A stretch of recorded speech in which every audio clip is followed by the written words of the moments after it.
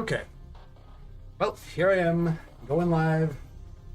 Well, Willie Pichu and Michael Reeves make a game, so if anyone actually happens to go look instead of watching them make one, whatever. I know a lot more about it than they do, but also really cool personalities. I watched a bunch of their game dev too, so I wouldn't fault you. I'm just saying. I mean, it's what I would do.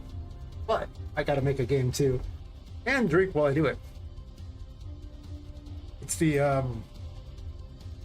brewery's actually in the city, so it's actually cheaper here, even though the canned ones aren't as good. Listen, I don't know. It don't matter. Don't judge or judge, whatever, I don't care. It's fine. I make a lot of weird faces, it's fine, dude. I would say that's delicious, but I would be lying. Alright, so after doing a playthrough of the demo, I have many things I would like to add. I was working on Tinka's paintings, and last I messed with this, so I guess I'll go back to that. We're gonna see if it freezes up or not. I don't even know. My internet has been garbage for weeks, and they keep finding thing after thing after thing, and it's the worst. It is not. The opposite of bueno happened this day. See if we can even load the game. Excuse me. Wrong pipe in that. Better when it goes down the wrong pipe. Or something. I don't know.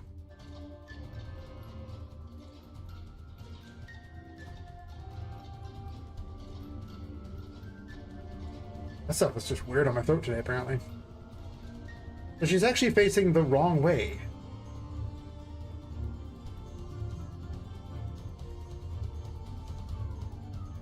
Why? Like her Z is weird. Huh. I don't know the content thingies. You'll see me look over the side a lot because I have two monitors, and that monitor, well, I'm streamer, dude. Totally have two monitors, but the all the excess windows are sitting over there.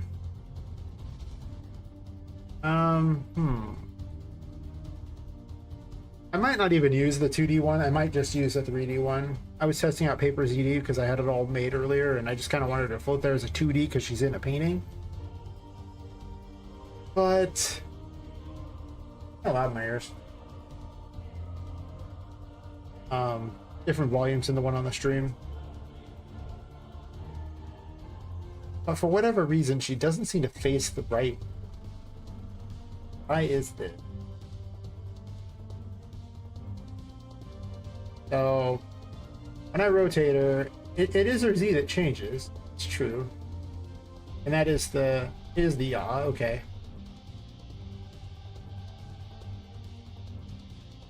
So on this, which is the Z, in the event graph, I am in fact changing the yaw.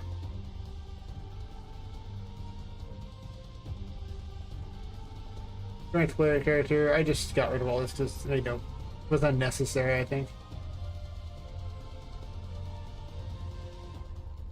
It's just this control rotation. Is there any better reason doing this? World Delta seconds? What's different between these two?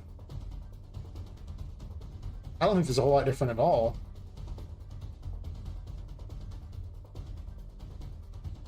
I don't need self on that, that's weird. That just defaults to self right there.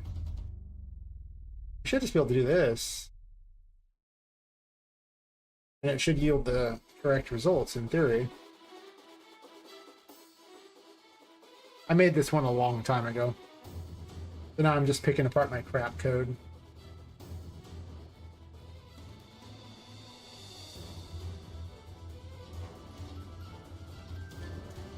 I should probably start closer to this so I don't have to run all the way up to it.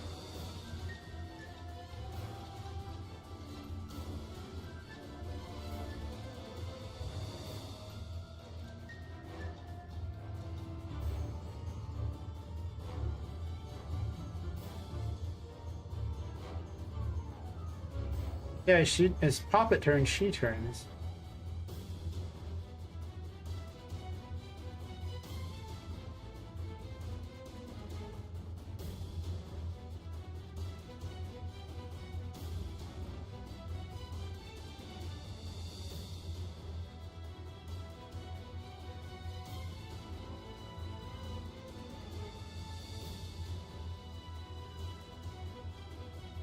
might need a... I don't know if I want the lookout radius. I think what I might actually just want, instead of all this crap, is actually just active location, split, drag Z instead of from that.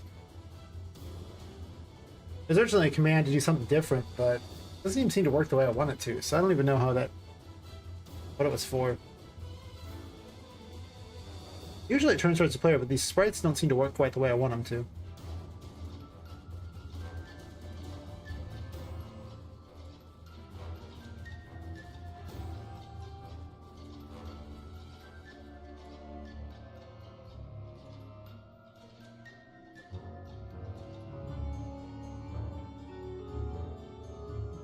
I don't think I can make this do what I want it to do the way I had it. But let me change a quick thing here.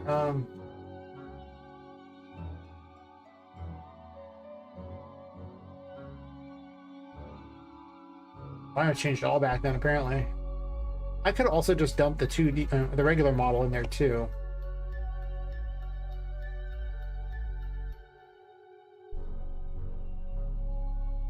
And then just have her flying. Idle. Maybe I'll do that and just skip this whole paper ZD crap, right? I have this one here. Blah, blah, blah, blah, blah.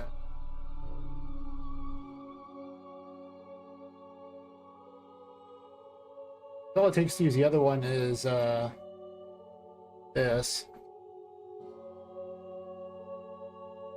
I would save having to have an additional thing, though I gotta find a flying animation for her. This is so you can travel to like a painting world that's going to link up all the different paintings and act as also the gateway system to places, you know, because it's always like a portal system. Well, this is my portal system. I turn one of the effects off. I'm going to do a lot more tweaking with this, but...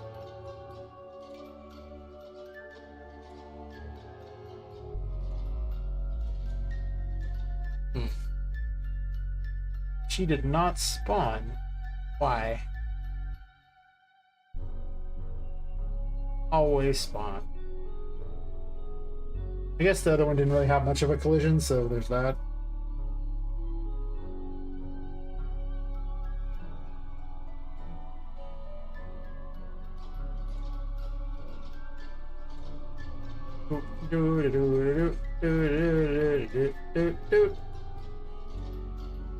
Well, that's no good. She needs a place to stand if she's the 3D model. Ah, that looks dirty. She's just jacking it. I didn't know she was like that all this time. That's pretty then. Thing that I saw. So if we use this one, just to avoid the paper ZD thing, though, I don't know. I kind of want the paper ZD thing. I was considering having all the people that you can find for her be 2D ones that you have to drag them back. If I do that,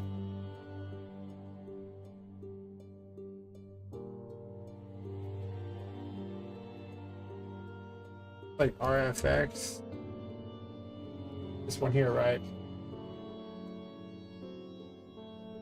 I'm gonna do the other thing really fast just to see if I like it better. I might.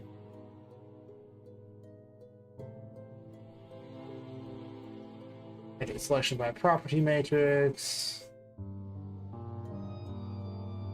Actually, I think I'm just on it, right? Let's load that up and then go to here.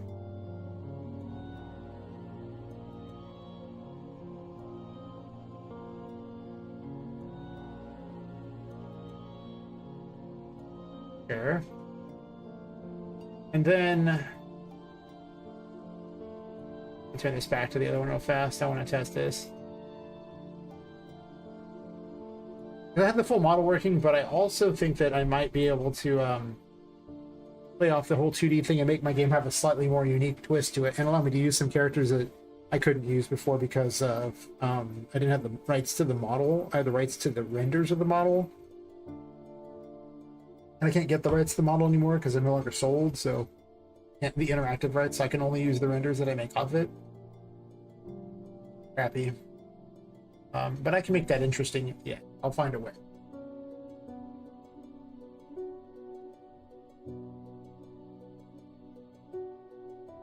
least I can test if my internet works. I mean, the connection says excellent, so that's something. But nobody's actually watching the streams, so we'll see how long it goes. Right?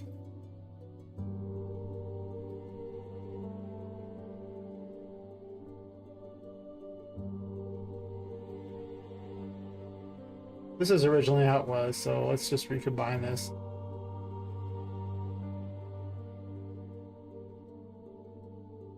Do this. I'll have to look at the animation source thingy for how it works here, because it was 8, 9, so it's actually 6, 9, 8, 7, 2, 1.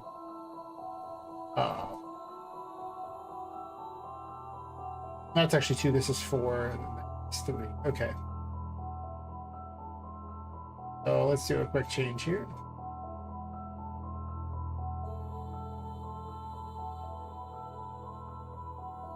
Maybe that was why it wasn't working. I didn't change them all back. Oh, these are the runs, my bad. This is 6. 9 doesn't change. 6 becomes 8.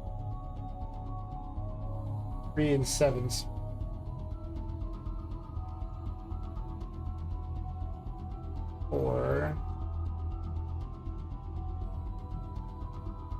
That one stays the same. This one becomes 2. This one becomes 3.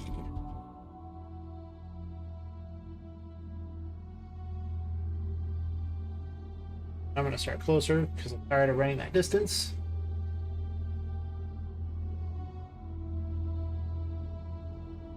Oh, hey Mike, how's it going? Yep. It's me. I have a camera now. Yay! Oh yeah, well, I mean, I was going to do it for the longest time, but I just kept having internet problems, and yeah. I also figure when people got tired of looking at me, I got Tinka right there. I'll make more dances for her. Why not, right? People get more excited about watching her dance than me when I'm just sitting here. I see. He's back. My God.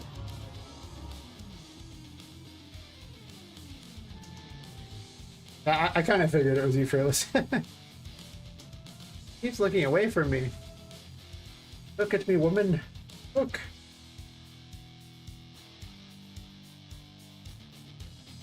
I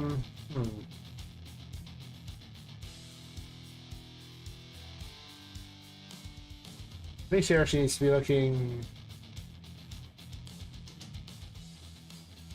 Wait, what? Definitely tilt her, but why didn't she turn this way? Oh, never mind. She always faces the player.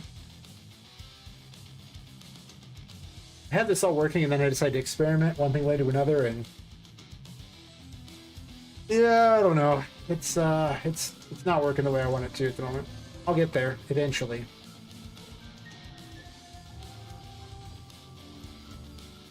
She keeps looking other directions. What if I just don't have her face any direction? Somehow my math must be wrong, and I don't like that. Let's ditch face player. Yes. So what's everyone doing tonight? Besides watching me. Drink random alcohol. The city's finest. For those people keeping track, it's actually made in the city. By the finest, I mean it's basically swill. Not that good. It's not that good at all. But,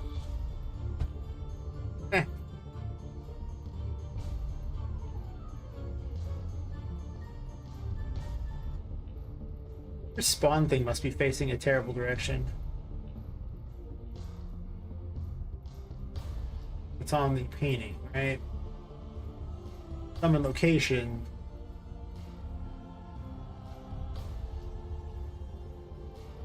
Yeah, rotate this 90 degrees. so that Tinka can face us. I mean, everyone needs a white-haired character, Mike. Everybody.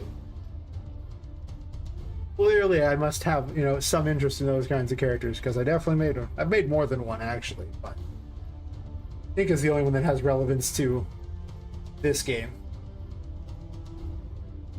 I also like redheads, too, to surprise nobody. And blondes. You know, really, I think I just like attractive females. I'm just gonna say it. I'm not really that incredibly picky.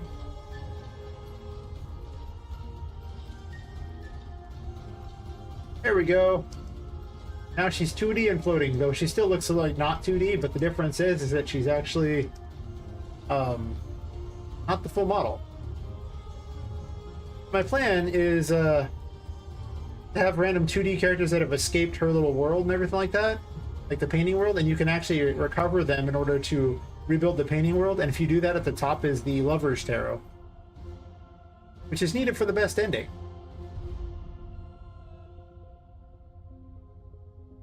Let's make the portal visible. I don't have a very good portal effect yet. Oh, wait, I disabled it by going to here. And I just skip past activate. Yep. Watching Tinka dance the whole time is so much better. I should just have a bunch of the girls dancing all the time. Just every female character that I've made and just have them all dancing. Just alternate or something. I don't know. Probably better than watching me.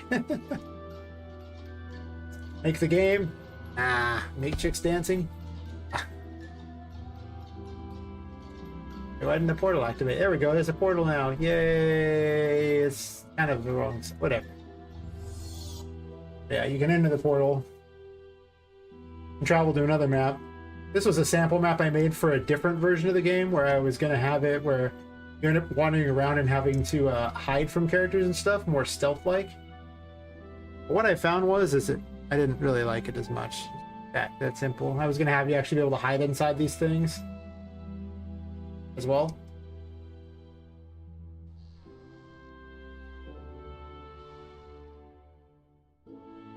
I might even still do this where you have puzzles that are based around the drawers themselves. You can jump up on the drawers and then open other ones to get more space here. You do this and you can... Hard to do this though. Pretty hard to do in general. Yeah, that's what I'm thinking. Like, just something people to look at the whole time is just way better than just having me. Though I was told by a lot of people that just put yourself on there because you want to have something for people to look at. Because what I'm doing right now isn't very fun to look at all the time. Like, I mean, what if I'm staring at code? At least you can watch me make stupid faces while I puzzle over the code like an idiot. It's way more exciting than just watching the code. You can also learn that I had a really hard time beating this area. So I actually went through and made all the boards like considerably larger. Like I made them 50% wider because I kept failing this stupid jumping puzzle. I couldn't do it. And since I still have a hard time with it, jumping doesn't feel right yet. But yeah.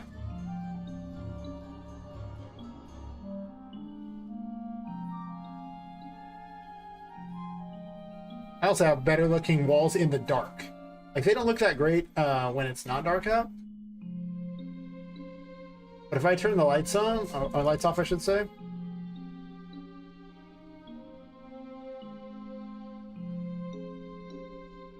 They end up looking way better. Or at least so I've been told. I don't 100% know, like, maybe, but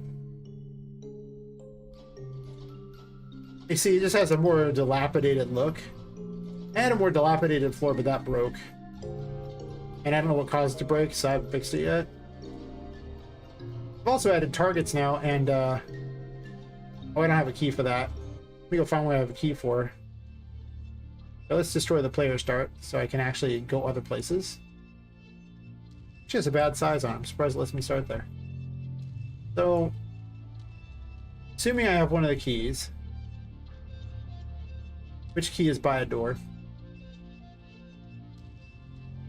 Blah, blah, blah. I'm about ready to just go grab a key myself.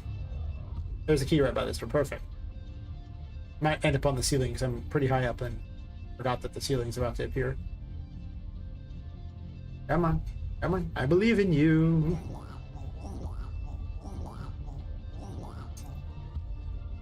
I get the key. I attempt to get the key, but the key is now much more finicky and harder to get. And now, when you open the doors, it actually moves the handle for you. Of course, it gets kind of dark and hard to see, so she'll have to regain her sanity a bit, not her stamina. You can also close it, too.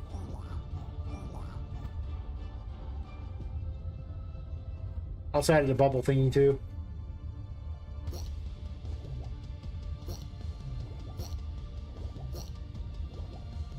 So, bit of improvements. I'm going to make it so you can throw this as one of its attacks, because this spin attack is just not very fun. Also made it so that if you use a little superpower, it gives a super meter, and it just stays big for a certain amount of time, and you can do whatever attacks you want as a big version. And it just costs curse power, because I found that this is pretty much how I used it. It just did way more damage.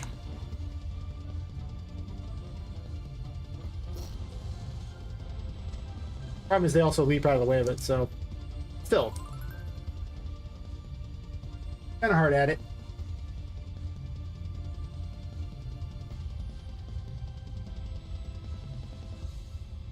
Let's see if the camera freezes too. Like, the webcam is based on my phone, because I found out that you could use it's a vdo.ninja, and you just go to that website on your phone, and then you can add a what's it called? It's a web source. You add a web source to your Streamlabs and just put in that URL, and it connects your phone directly to it. And the thing is my phone already has a way better webcam. Like, to match my phone, I need to pay like $200 for a webcam. Why not just use my phone? Of course, I have it vertical because the green screen behind me doesn't really get to the sides. Like, it's not wide. I tried turning my camera sideways, and it just didn't. The green screen was pointless. Like, you could just see off to the sides, and it just wasn't very cool. So here I am doing here I am things, living it up. All right.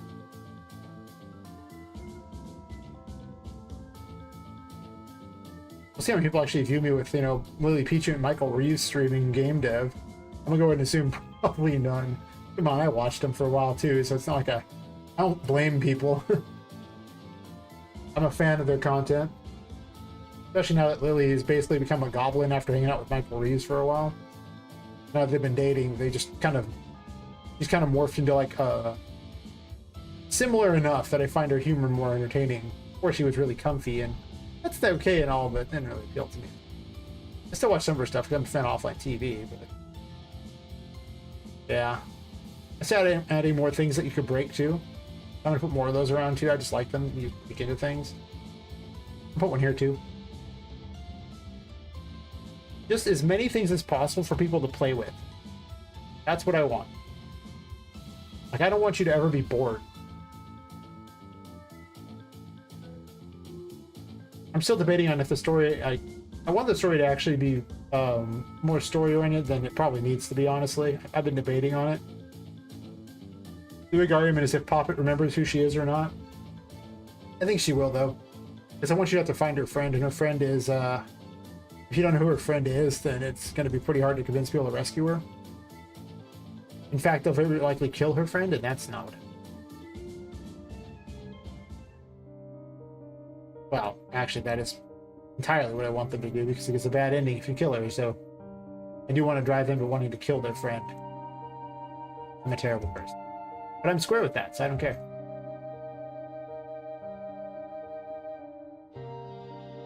Oh, I gotta be careful with bucket for it here, because you can jump up on top of those. We don't want that. Maybe I'll move this farther in. You can break this, right? Oh, already left.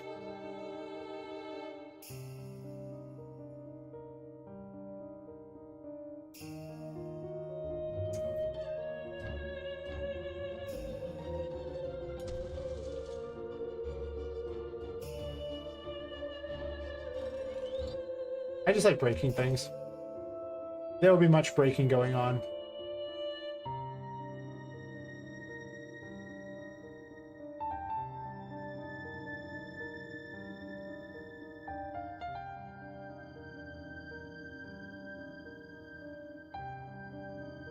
Okay,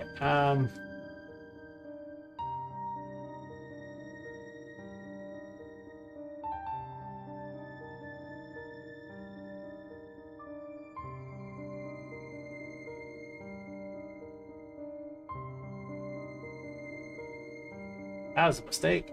I want to go down. I don't want. Now I gotta try to get it back to the right height again. I don't like this track.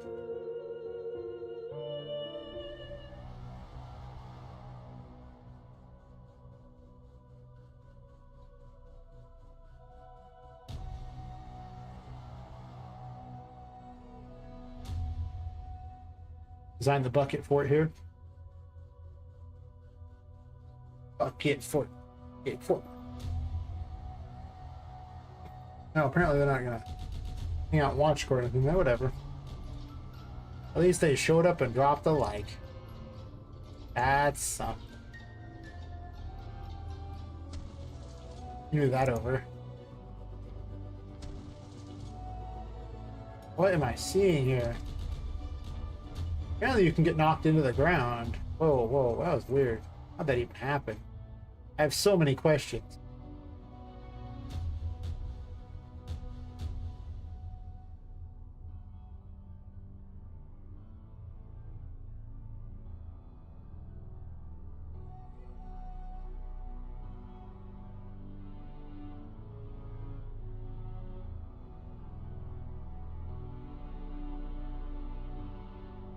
I see. Now, if I need to go use the restroom at all or whatever, like take a bio break, Tinka's got my back. She'll watch the stream. Probably. Might run off. Do something else. Leave me all alone to stream.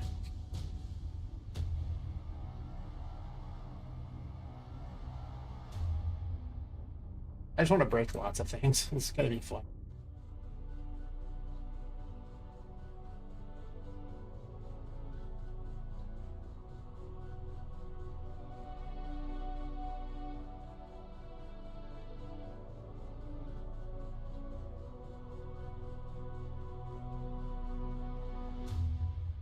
I'm reverse psychologying them there. I'm gonna have all this breakable stuff, and I'm gonna have an area where there's nothing breakable. That they're more likely to go down the breakable way first, and you go the right way as opposed to the wrong way, which is not hidden behind a breakable. I'm that guy. No question. I really am that guy. I have a combat here or something.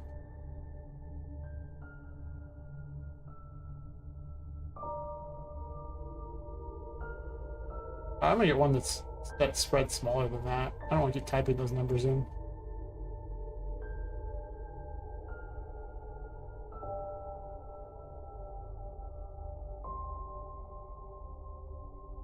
That one's not small either.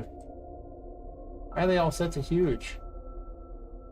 One that's set to small. 1,000 as well.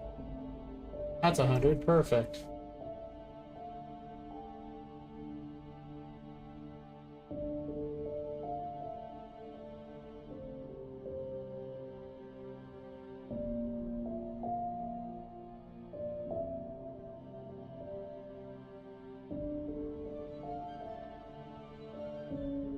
I haven't even made this one yet.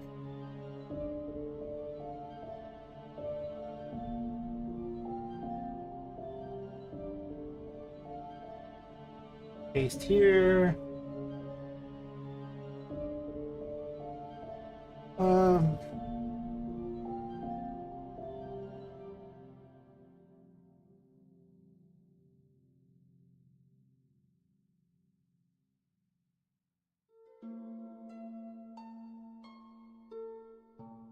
Kind of close quarters. We'll see how many I really want to have spawn in here.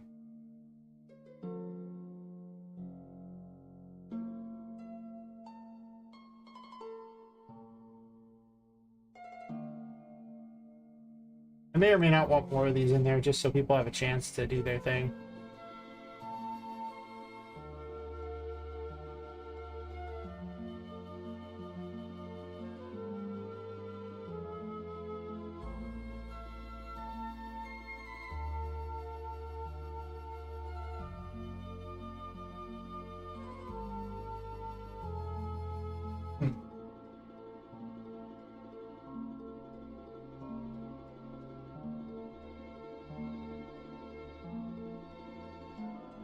They watched for 12 minutes.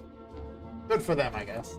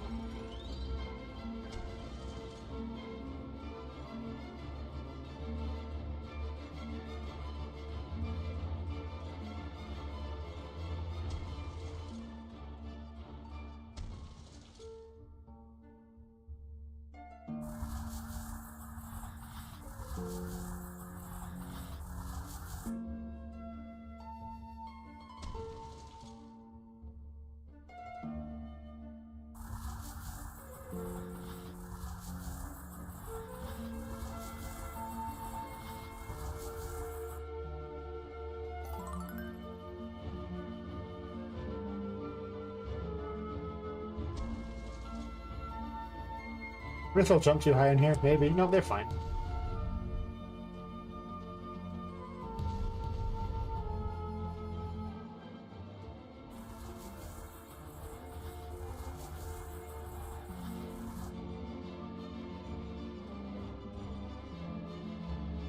I'm gonna have some sort of blockade here, so they have to run all the way down this way. Eventually get back up here for the boss fight.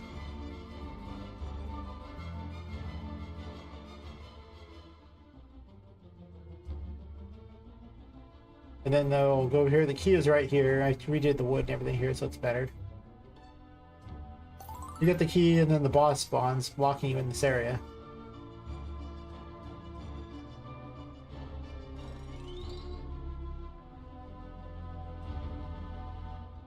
Doesn't have much in the way of behaviors yet, though, so I gotta work on that big time.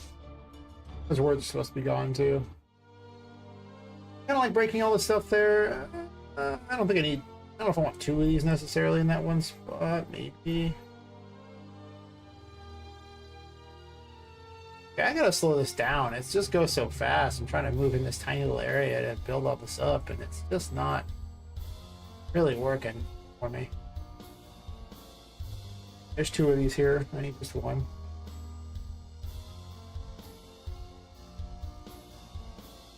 I'm not sure I want an extra light thing there. I might leave that one out. It might be terrible to have. Also, all the buckets seem like they're a little bit higher than they need to be. That's something to note too. Fun.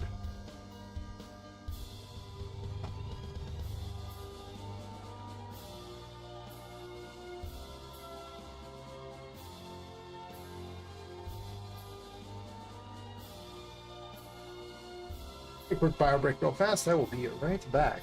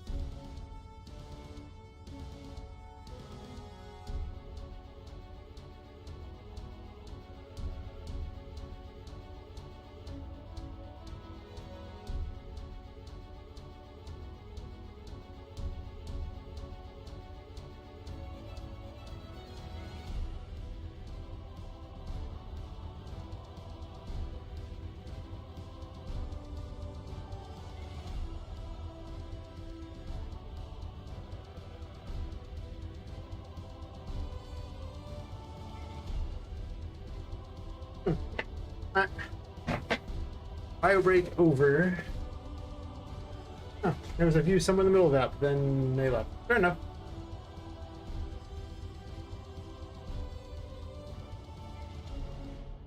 I guess I'll keep building my bucket fort here.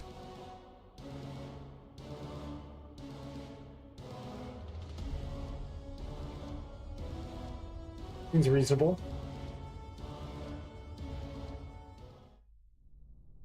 We're not going to want them to be able to go through this area here.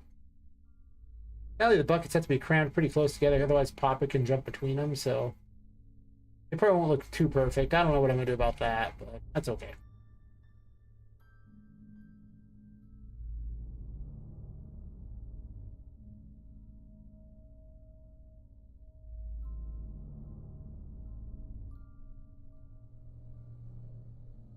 I'll probably have a fight or something right in this area.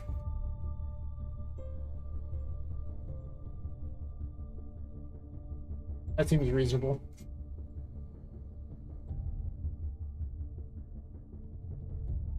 Do this.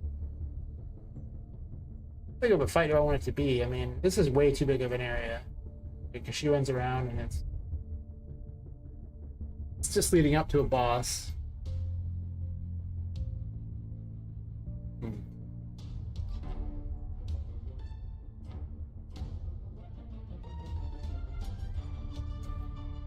You could have a pretty decent sized fight here if you wanted.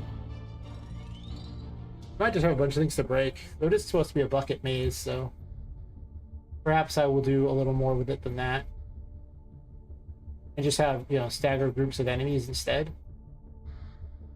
Now let's give them at least two options of which ways they can go here, and one way might be a little harder to go, I guess. Do I want to do that? I guess I can make them jump over to this way. I'll give them a false way that's easier and a way they have to jump to that's harder.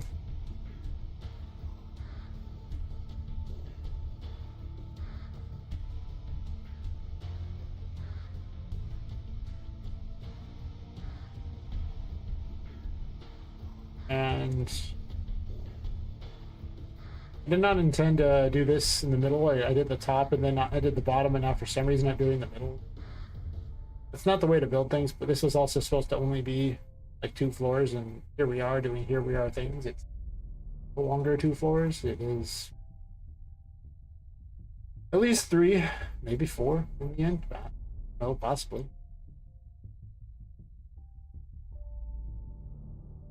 I'm going to space this out a little bit, I think. I'm going to have it go into a room with a combat. Probably some collectible. There's going to be so many collectible things everywhere. I just like collectibles. It's a fetish. Let no one tell you different. I mean, Metroidvanias are defined by their collectibles, right? So if you don't have a lot of collectibles, what are you even doing with your time in Metroidvania? These are important questions. It needs to be big enough for there to be a fight in this spot. That kind of makes the way around a little boring, doesn't it?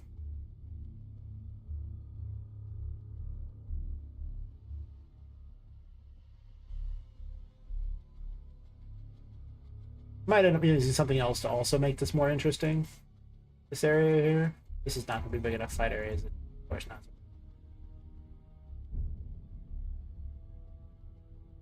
What if, and I'm just saying,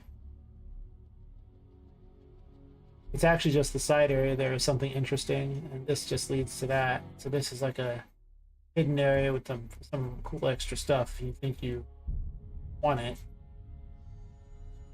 Then this way leads to a combat and things like that, and then that gives me more space to play around with the fight. I'll put a spawn stuff right here, I guess.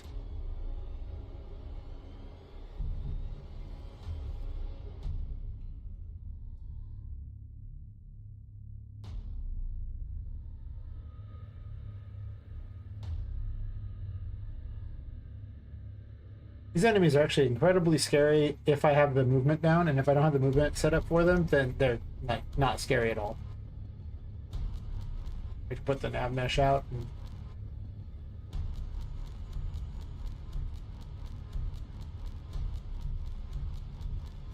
Hard to see where it's going to go. You can't leave this out because then it has to re-edit itself every single time you do move anything, and it just takes forever. But for a quick test, I can put it out.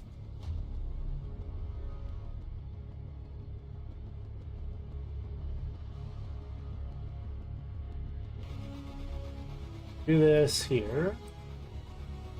This just shows where all the NPCs can move.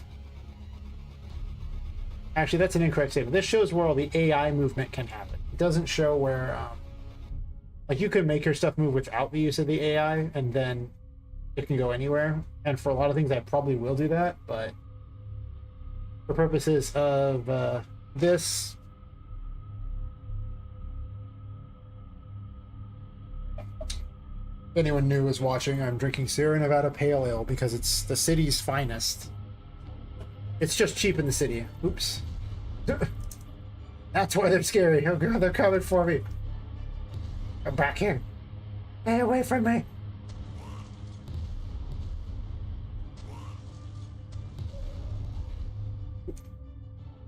That didn't go so hot. I have to make them easier to fight. It's okay.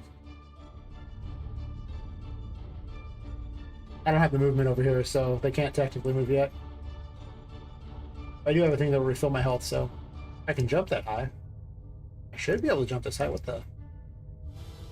Much better. I was like, wait a minute, I jumped in there a million times. Why can my character not jump that high?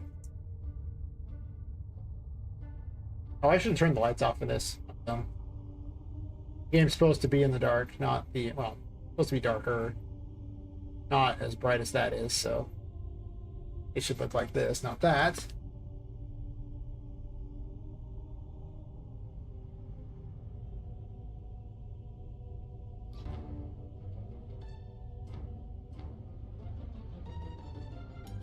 Oh, that's right. I forgot there's movement here.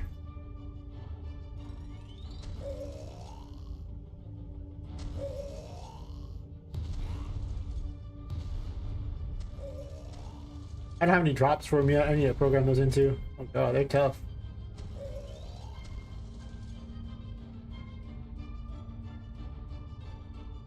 Might need to slowly shrink and increase the size of that.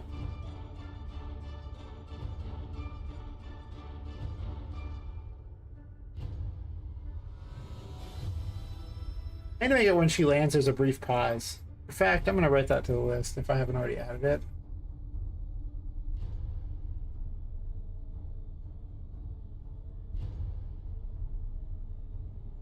Pause movement when landing. I need to make that because that weird extra hop is obnoxious. I'm not coming out. Can't make me.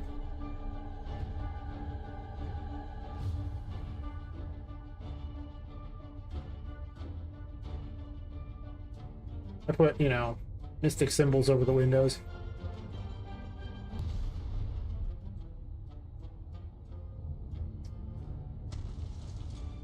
Oh!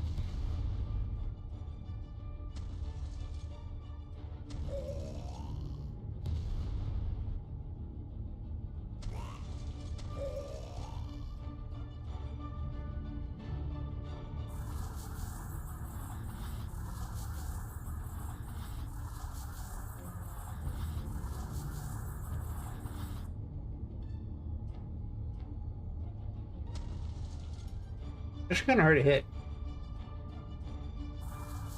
How do I feel about that? I need to fix that.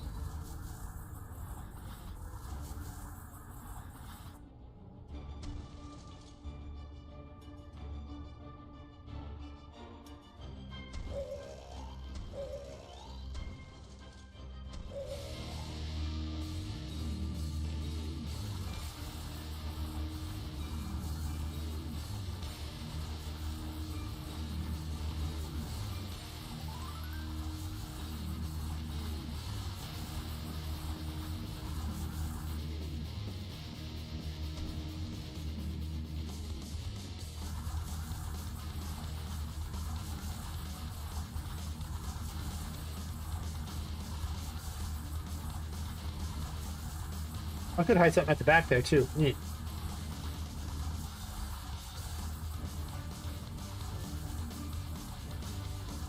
That's actually hard to reach.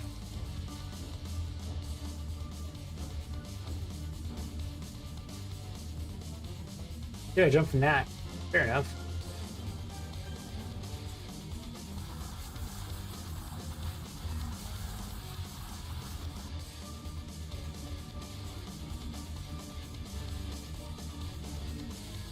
I don't know where the spawns are. This is way more enjoyable than it was before. Nice. And you come up here, you get the key.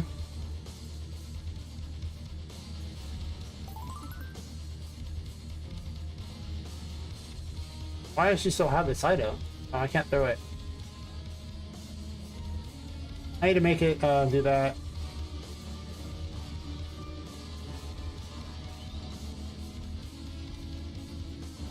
But he doesn't have any real combat shit now. He just kind of does this. It doesn't even really hit very well. Sort of hits.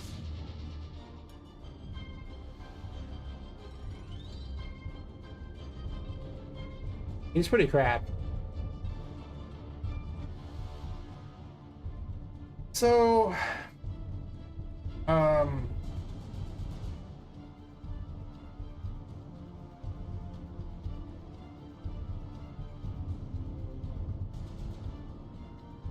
arrow.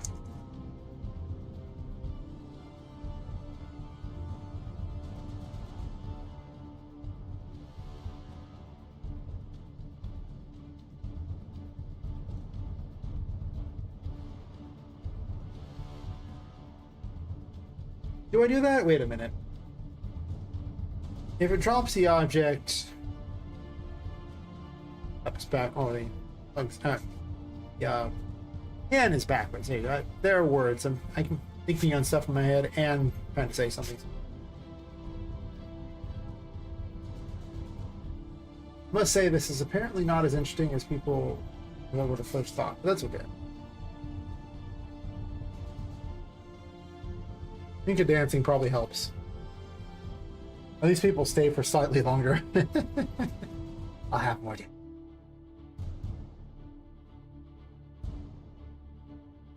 Dances.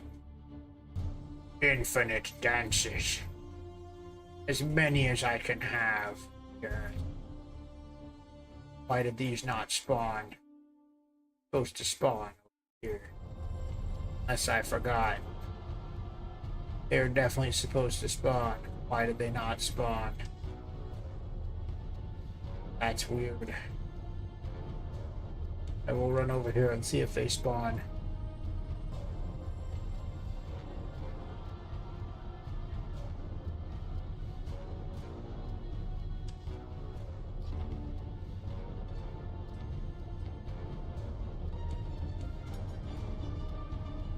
Where are they?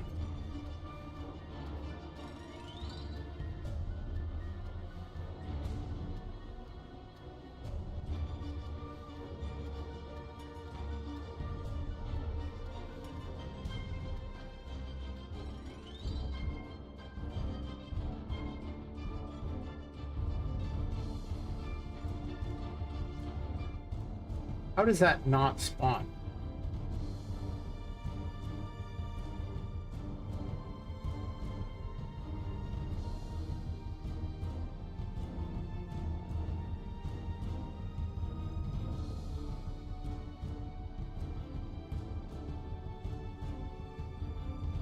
No collision.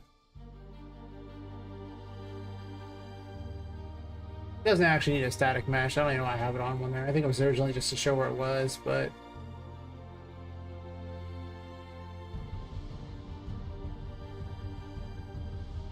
Got one of these anyway, right? I just click that. It shows. It's all I care about.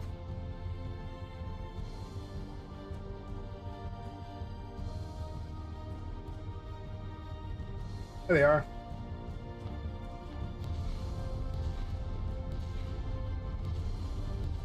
Yeah. I'd say they're dangerous enough.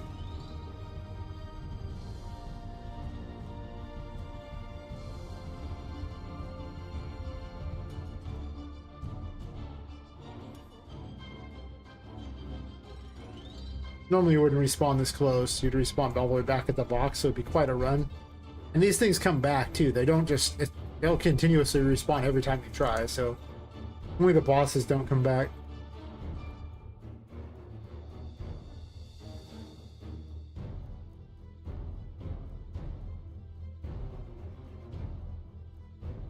Might want a land animation.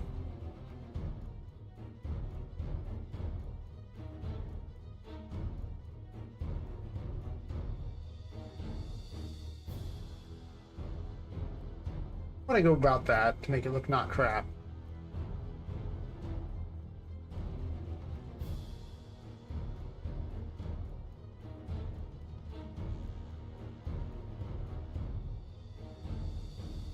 Poppet just had to put her clothes on in the image there, apparently.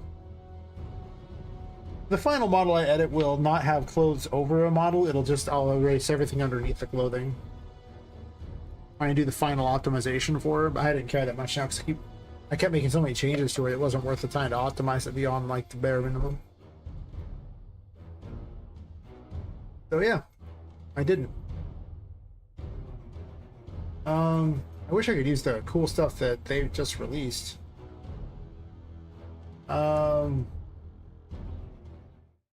Animation. Well, man. How about all of them? Huh? Why am I seeing nothing? I didn't click anything in particular, is that the problem?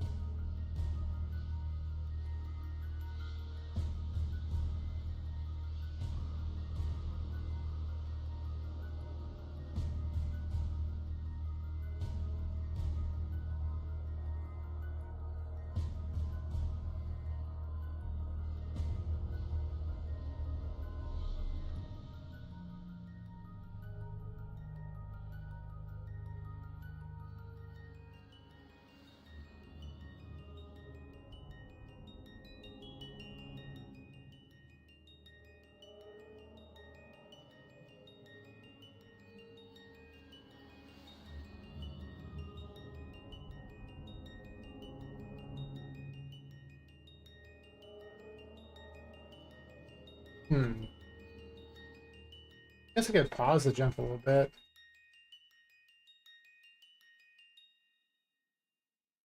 I have an idea here.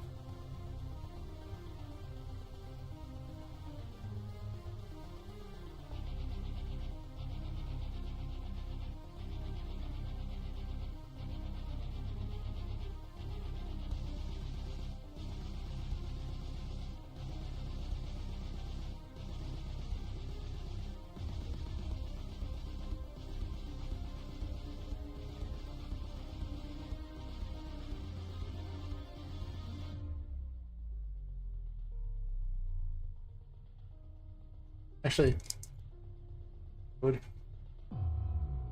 disabling movement's less interesting usually. Let me delete that. I'll hit compile.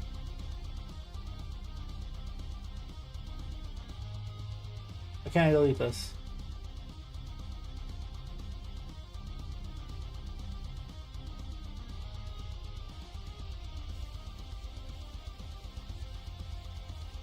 Being weird here. I mean, nose is just stupid nose. Why can't I delete that? What annoying. Now I can't. I just had to save it first, I guess. Weird.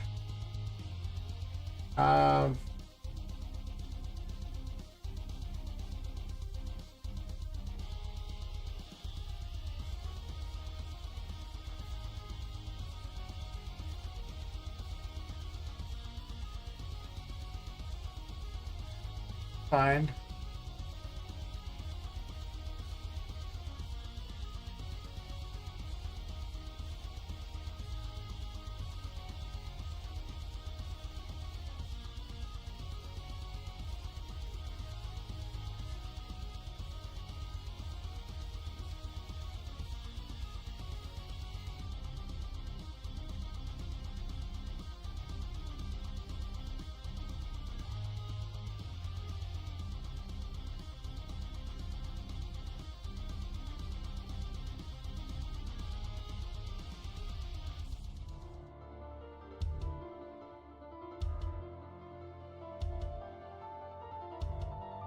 Can I grab all of them?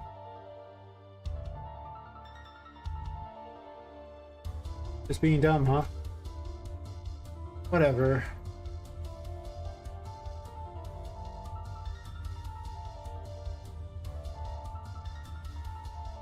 It can be dumb if it wants.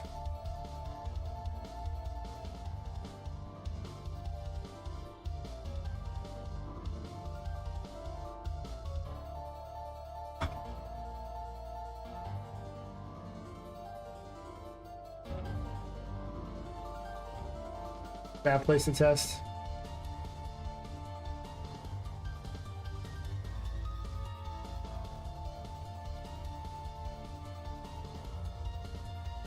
Sure.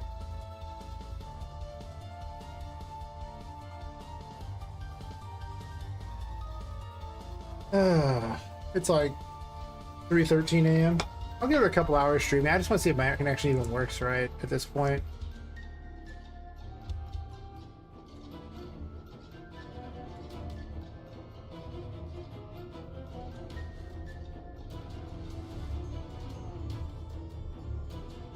That does feel a lot better. Just to land for a second.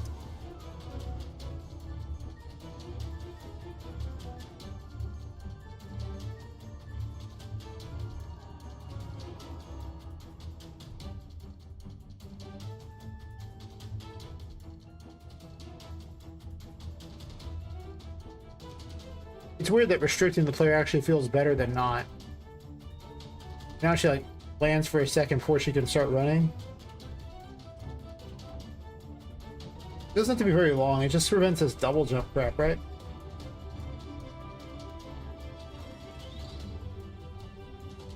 You still hold the jump down and she will jump, but there is a brief pause, so she doesn't pogo.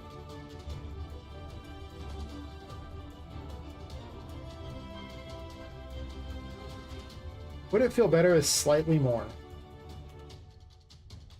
Like 0.3 as opposed to 0.2.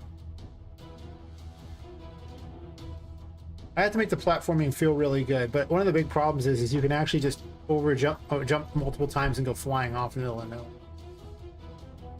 It leads to the bad touch, and nobody likes the bad touch. If you want, but maybe she's cute.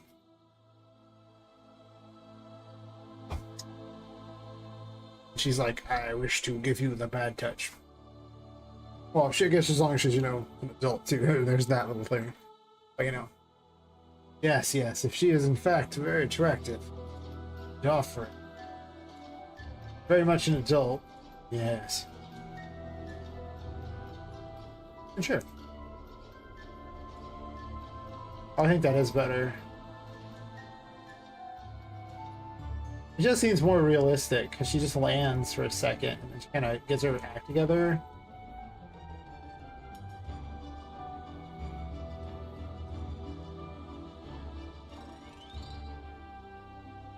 That's actually good. I like that.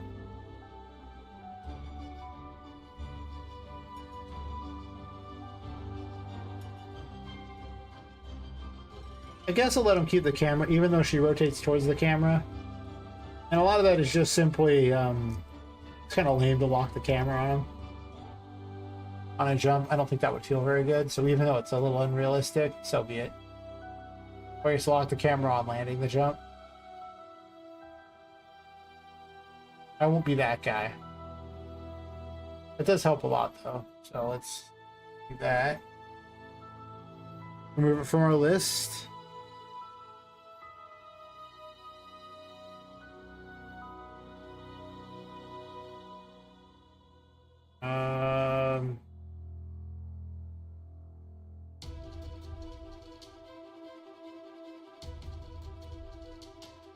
I'm gonna reorganize my list here. It got way long. There we go, this one's done.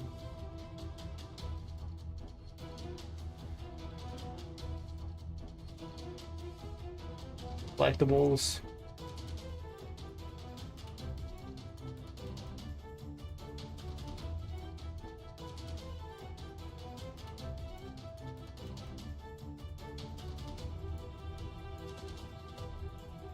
Combat.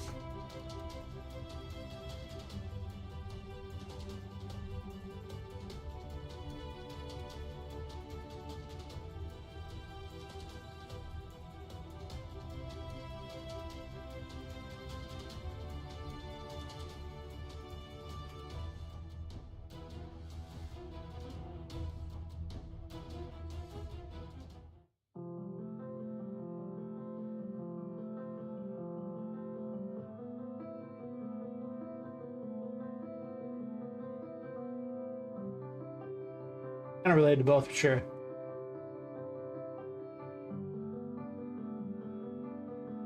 Oh, that's right, she has a dodge. I haven't even been using it.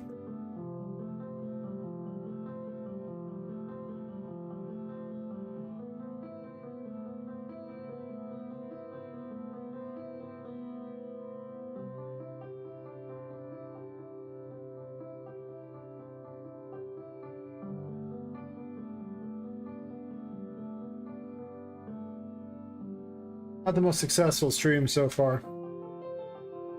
That's okay, though. I'm getting there. Adding more dancing females to the game. I mean, you know, listen, she's in the game. I'm gonna put out dancing versions of all the characters. It'll be even funnier when I see the little Annies dance, since they're like, they barely move. They have these little floppy arms, and they have like 2 joints. Like one at like their shoulders. There's just 1 joint for each limb, 1 at each shoulder, and then like 1 at each hip, and that's it. They don't even have feet. Wimpiest model ever. Alright, so I was reorganizing these things here. How many secrets do I want there? I'm not sure what secrets I want in certain areas, but I'm gonna put things underneath stuff here. Adding to things. I don't need this nav mesh. It's only useful when you're actually fighting. Otherwise, it just makes things take forever to move around. I want to put one of the like the crystal balls, I think, underneath here, or just some sort of secret. I had one sitting around here. I was just gonna grab it. Yeah, it's down here. Grab this. Or I could put some coin spawner or something.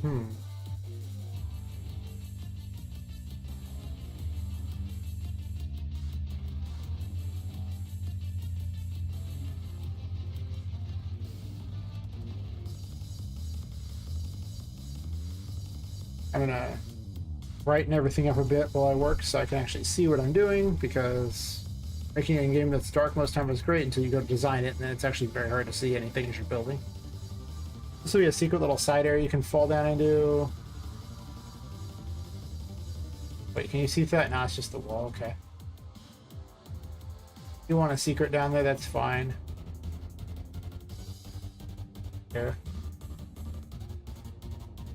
For some reason, this fight isn't spawning. Why?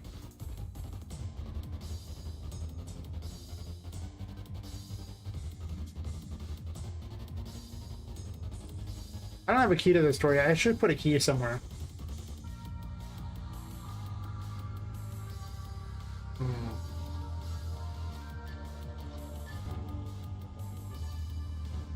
That spawns. It's just one of them, though. That's kind of boring.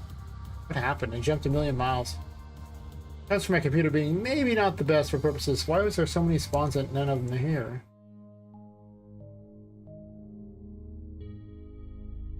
Is this too far away? Maybe it is. Like negative 50.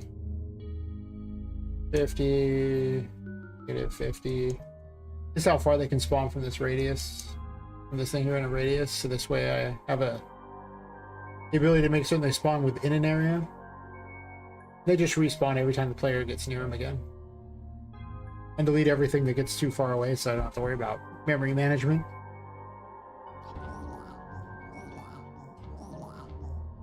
Boing, boing, boing. Haha! Oh, they spawn now. That's good.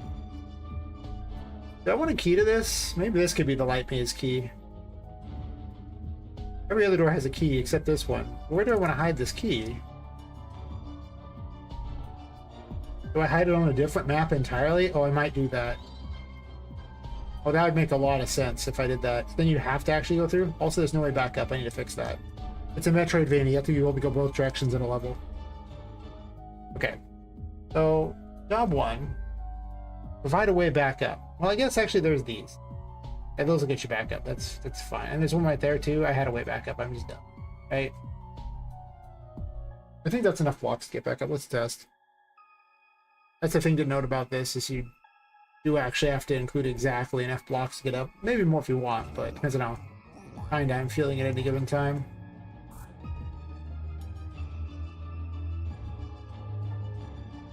Make it up with just one? I will. Added a lag to the jump intentionally, and it's gotta get used to it now because I'm really used to not having the lag. I got up on just one. It almost feels like a glitch though. But two would be really easy.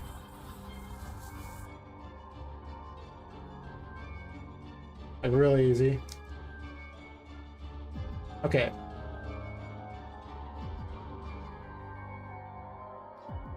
This is my new plan. This is now the light maze door. It is not open. Yeah, because this is the light maze. Sure. But if that's the case, then the other one can't be the light maze, because this is originally the light maze. So what are we going to call this one?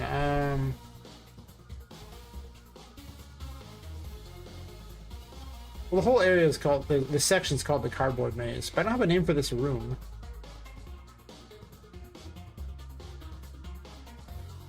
I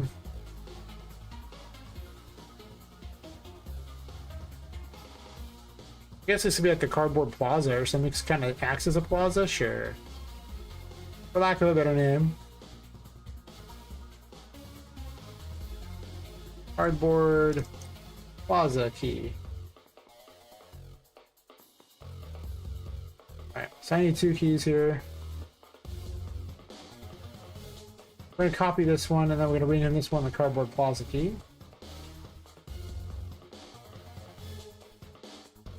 I have it set up that all I have to do is change the name, and as long as there's a door that matches, it's fine. It'll open that door.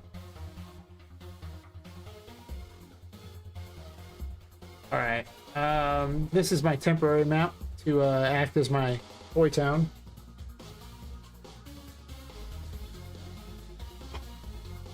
So I'll have to put the key over here somewhere. Let's just put it right out in the open so I can just grab it on the way to the next area.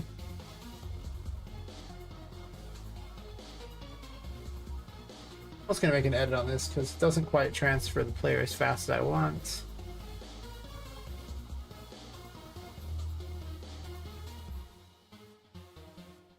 Portal to other level.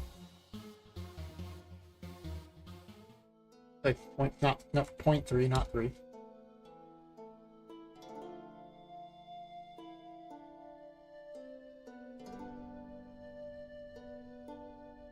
That's right, there's a player start here.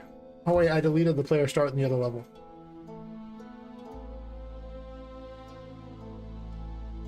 Where does this one go? The destination has to be the bucket for it. Got it. Yeah. I'm eventually going to have multiple ones there, so I'm going to make a kind of web between the two, and they're only going to appear once you've gone through one. So it acts as the way between everywhere. Hey Sergeant John, how's it going? Yeah, I got a new webcam now? Oh my god, I got a webcam. And Tinka dancing, so when you get tired of looking at me, just saying. Well, really, you probably just spent time looking at her. Well, why would you look at me? You could look at her.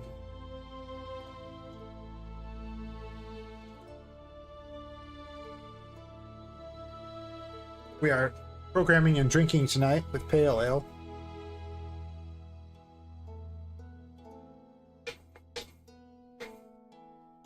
Mouse bricked itself. Oh my god, the mouse is bricked. Poor mouse. Immediately thinks of the worst turn possible for that. Yeah.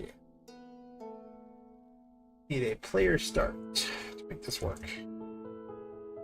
These suck, because every time I have one, it automatically starts me at one, so I have to remove them when I'm not doing this, or it will mess up. There, that'll do. Okay. I needed a way to force them to go to this other area so I can explain to them what they're doing in it. Even though this map is just probably not going to be this particular map. But until I make another map,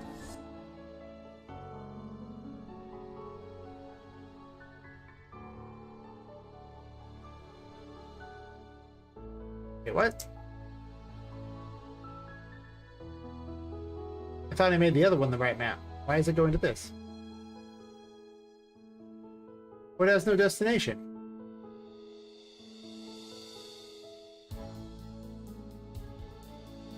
All right, let me copy the destination off the other one. No, you...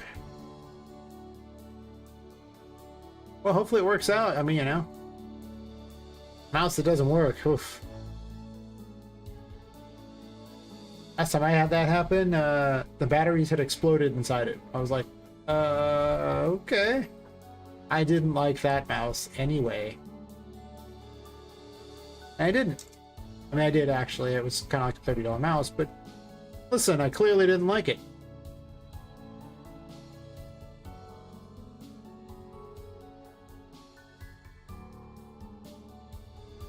Second one that broke on you? That sucks.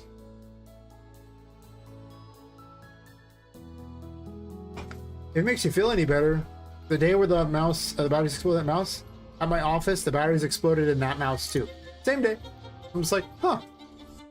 Same type of batteries, came from the same package. Just, I guess that was just the day.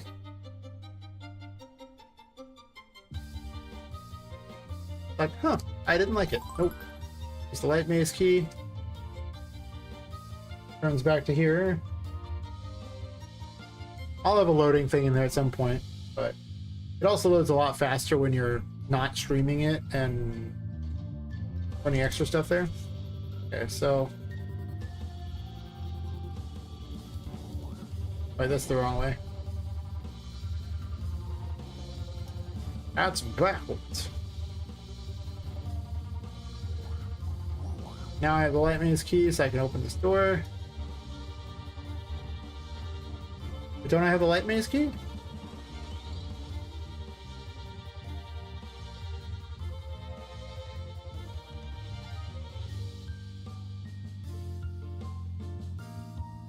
Explain yourself, key. I do.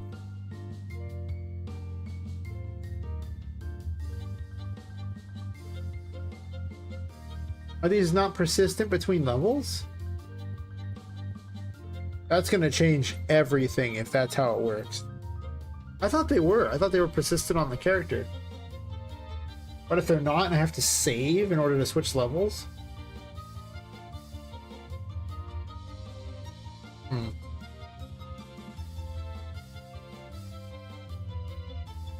That will change a lot.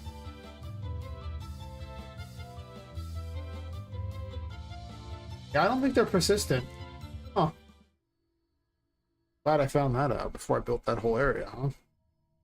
I guess I'm building this off to the side because I don't want to have to sit there and keep saving everything every time they go to different locations.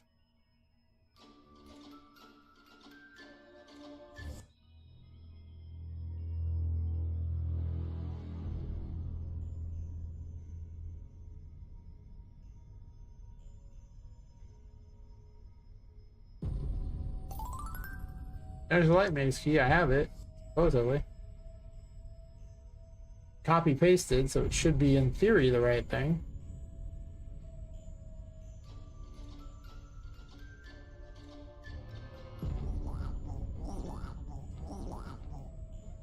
Yep, it's not persistent.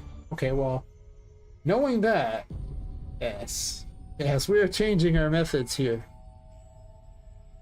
Let's gonna set the location of the player then. So now the new question becomes, where do I build it?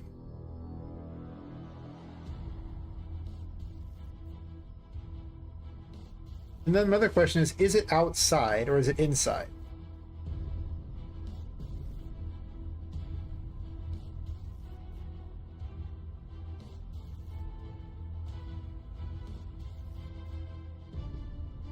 Those issues? Okay, so. I mean, I'm probably going to build it in one of these corners anyway, and this is probably the most likely corner anyway. Could just be a box. If I build it outside, what does that do for me, really? Not a lot, right? Kind of weird. But it's a painting world, so it could technically be outside because it's a painting world. But if it's like a liminal space that connects all the paintings, then it wouldn't be outside. It could be a liminal space. It could be in space.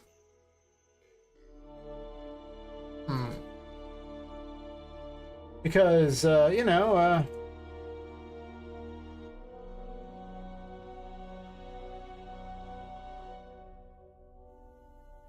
not that one.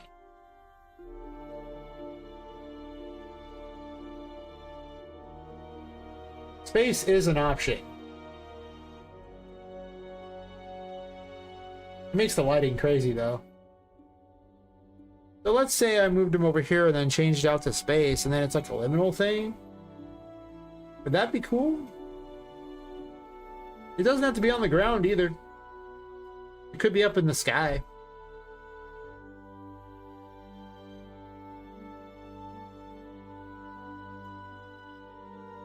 As long as they don't ever leave that area, they would never know what was below it.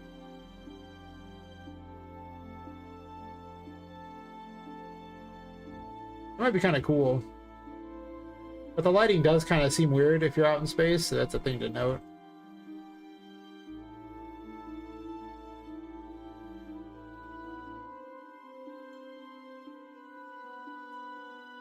I'm going to connect it like it's a bunch of windows connecting. I really do kind of want it to be very a liminal space. It does not have to be on the landscape either. It could actually just be floating out there. If it's far enough from the landscape would unload during the thing. And then that would, it would just seem like some weird, crazy, you know, space place that, you know, all the toys could live in. Is that better than just having like a weird little like foresty thing with like buildings in it? It's all nice looking. I mean, as I went way out here, let's play this game. Let's turn the camera speed up to not stupid. How far do I have to go out to make that vanish?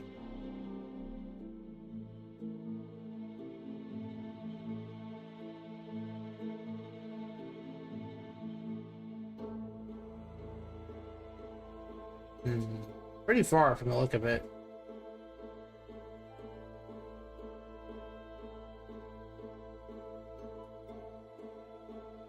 Rest in peace, mouse. You tried your best. It just wasn't good enough, but you tried.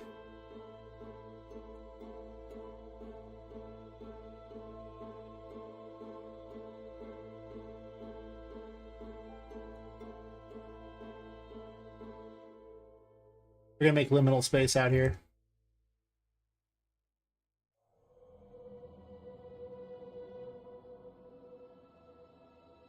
That's way out here. I wonder if it'll cause glitches to be this far out. We're gonna find out. It can always be moved if I need it to be.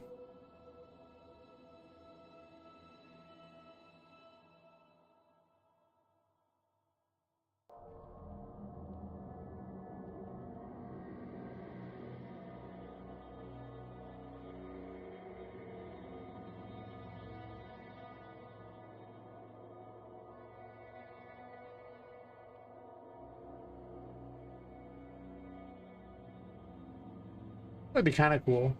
What material am I going to use for it? Because I can't stand that awful material. That's not going to amuse me for very long.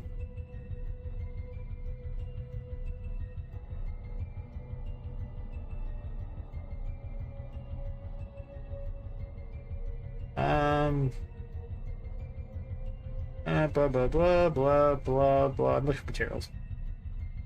Lost my train of thought for a second. It could be standing on glass, I guess.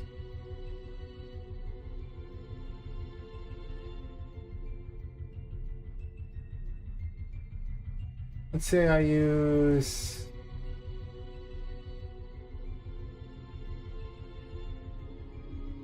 adjacent surfaces. What this? Thanks, I hate it. Alright, those are going to be not that great.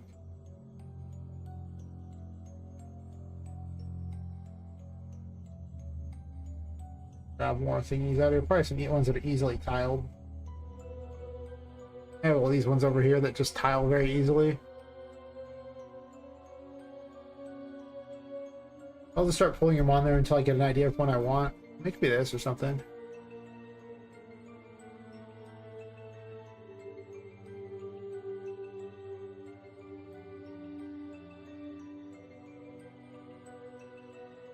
Oops, not that. Better start.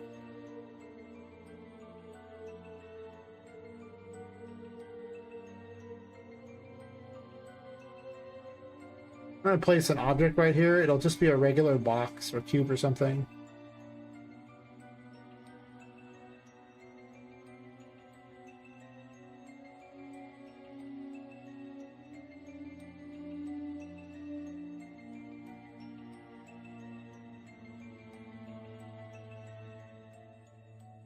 We'll call this... Should we call it anything here?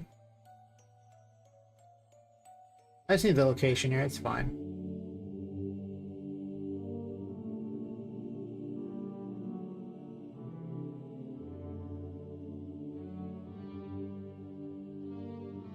Trying to make something easy to remember. I'm gonna screenshot this.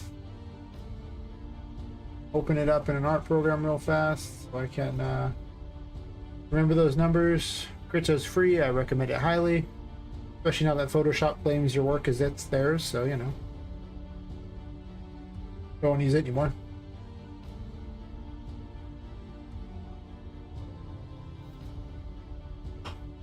Okay, so I have those numbers there.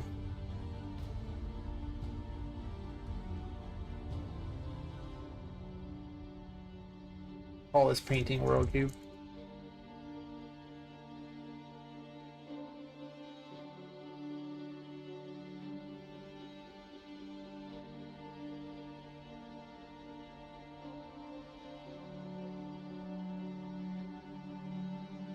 There we go. Like, I know it snaps. We can change the ultra sky thingy to not space or something. Well, actually, I'll just set to space for them.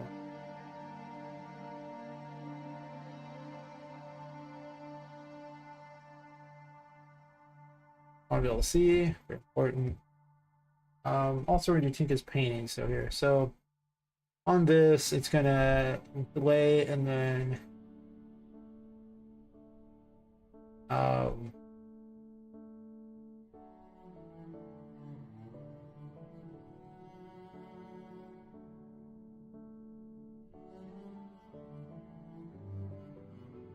set actor form.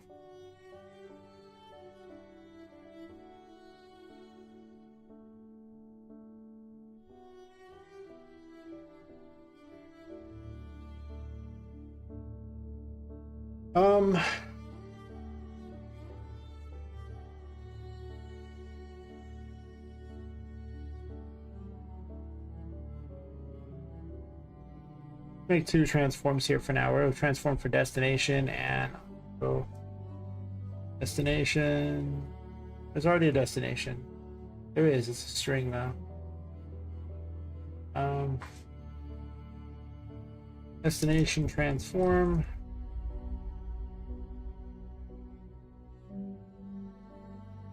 Duplicate.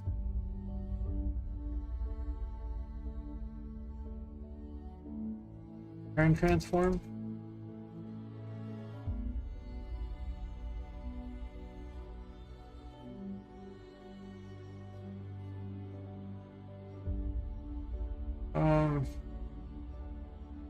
Actually, I just need a destination transform because like there can be a painting on the other side and it'll just have a painting tied to it. So there seems to be a destination. In this case, let's make it instance editable. I don't need a return transform.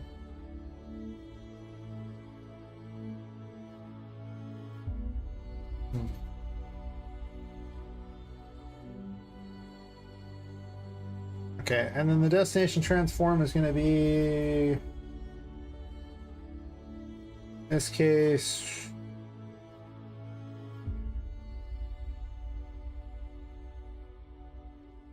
copying from that picture real fast. -60 623,380. I might not put it that far out, honestly. I'm probably not going to in the long. 143,700. Here. Okay, so we do this, and then this one here. We'll make that the default one though, but I'm gonna eventually change it.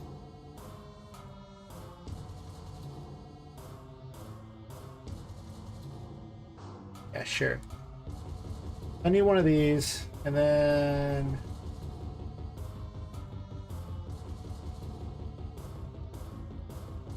this is so I can easily teleport back by just clicking that.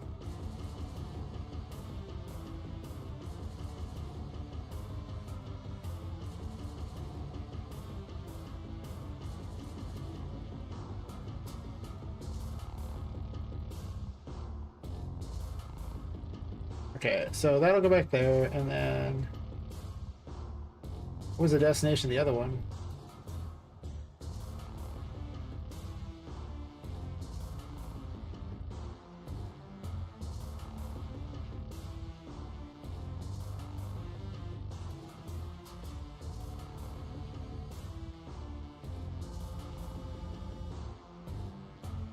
Okay, so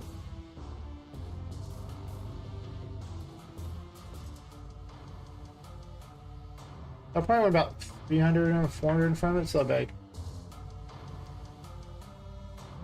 Okay, so it's more. It's gonna be lower. Number, got it. Take a quick picture. Add it over to my other program there. Get the painting world cube.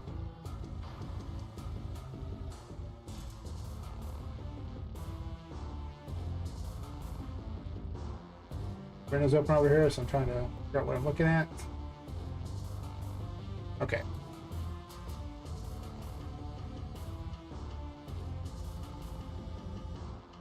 This one's destination will be... Push to click it, very important. And the destination for this is...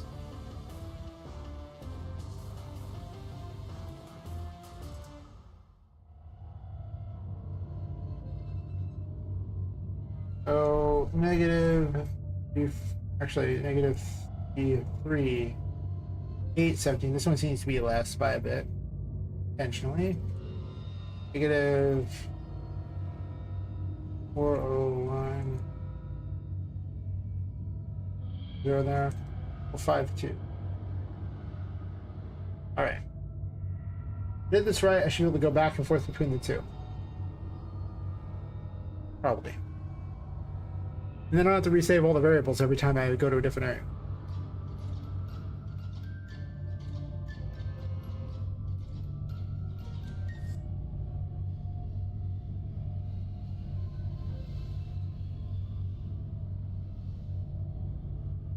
That's interesting. Why did it teleport me to a different map?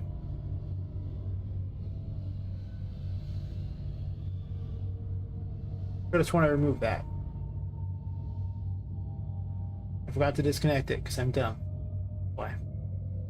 I mean, I could save everything and go between the levels too. I don't know if I want to do that or not. It seems kind of weird. I had no idea that was a thing.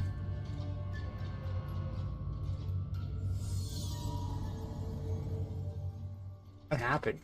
Oh, I know what happened. I told it to set the active location there. It should be get player character. The painting moved. This is terrible. I mean, it's a painting travel system. It just wasn't the painting travel system I was aiming for. The painting now travels, and not you. Game's like, well, you said you wanted the painting to travel. Or painting travel system.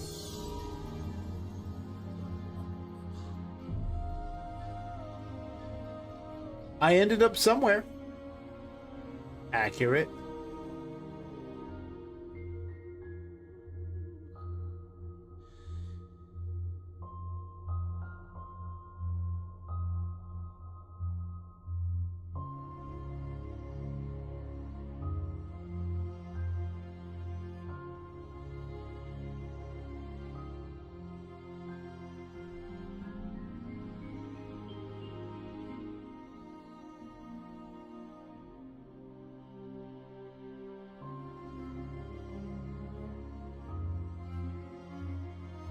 Maybe slightly higher up.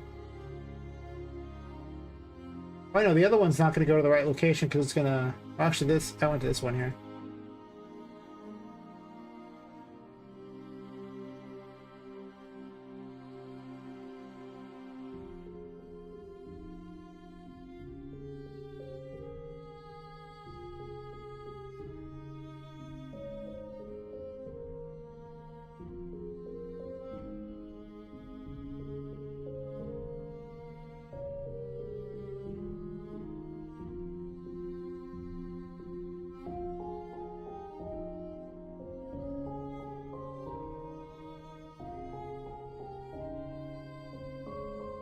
I get the feeling the destination needs to be higher in the air, too. You don't fall through stuff? Also... teleport. Otherwise it'll slam into things. I don't want that. That would be bad.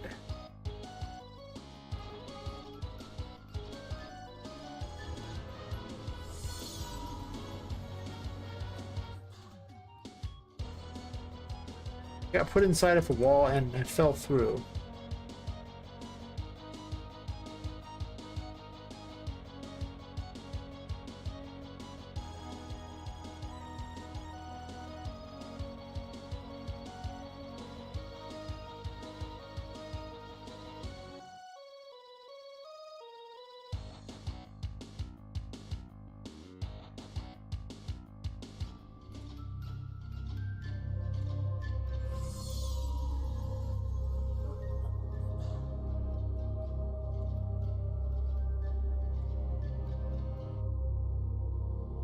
You know what occurs to me? There's probably a kill plane.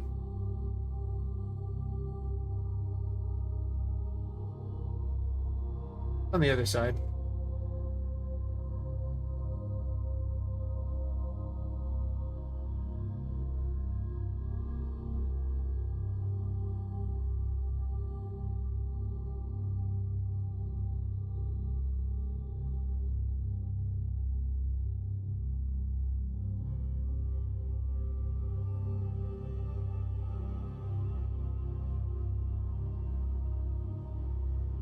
I should just be able to move this over here, right? So we'll just do like negative 34,000.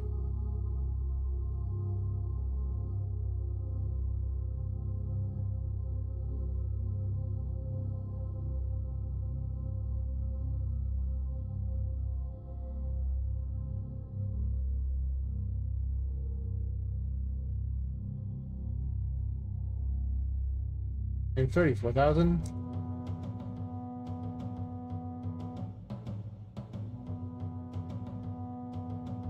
Knock that down a bit.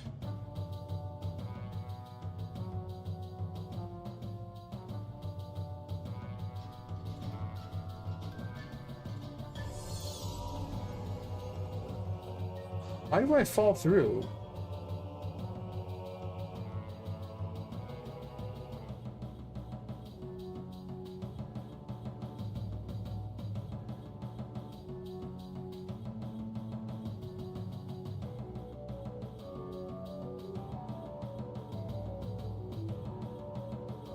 I think what's happening is the stuff at the destination is not loaded because it's too far away. And because I'm instantly teleporting there, it's not loading it, so I fall.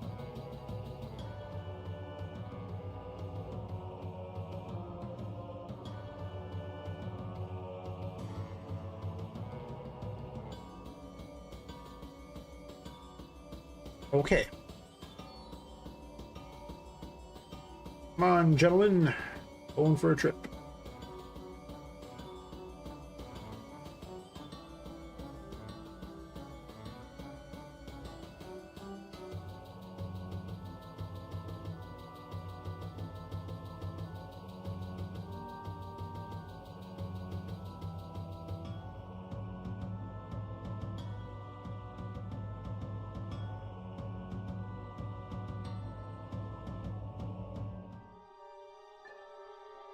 Be much cooler to go to a different level entirely. I guess I could set up a save system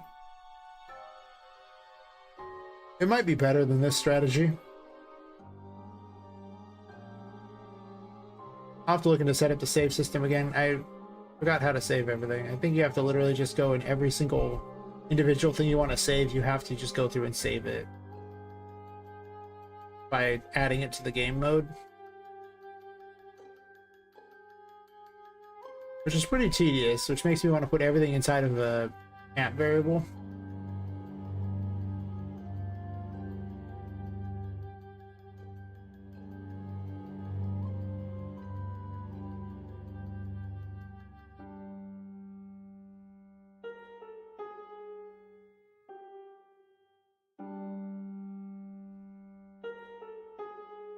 We'll set them to default to this one.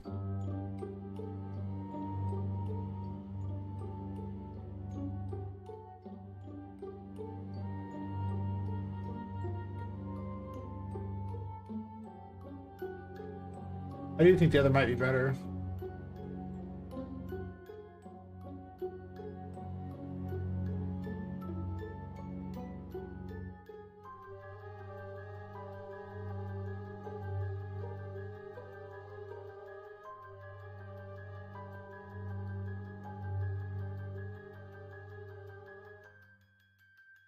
See if it loads this time. Could happen. Might just look into how to save instead on the thing there.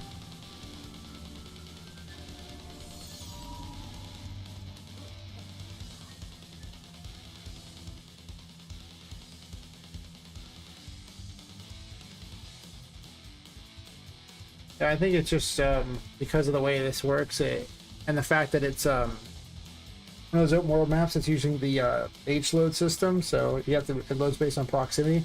Teleporting like that really fast causes you to not load everything. I mean, this is a dumb plan that I have here. Much more inferior than the other strategy of just having levels to go to.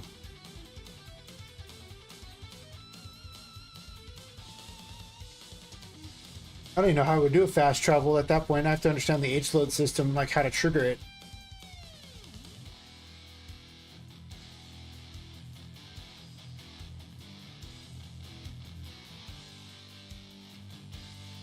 Well, what it could do is set the player to flying and then wait for a little bit and then set them to like walking again. I'm gonna try that.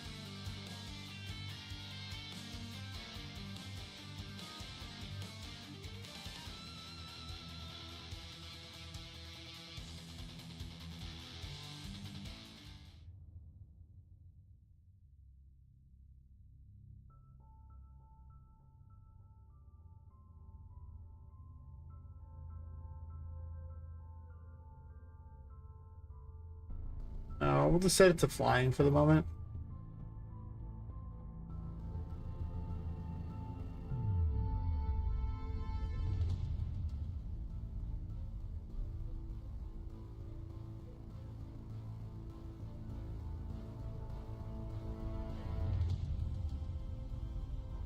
I think I might just figure out the save thing after this stuff, but I wanted to test this strategy out because it is all about experimenting. I only understand the engine so well, so I think 5 might be enough. I'm just curious to see if that's the issue. Might be.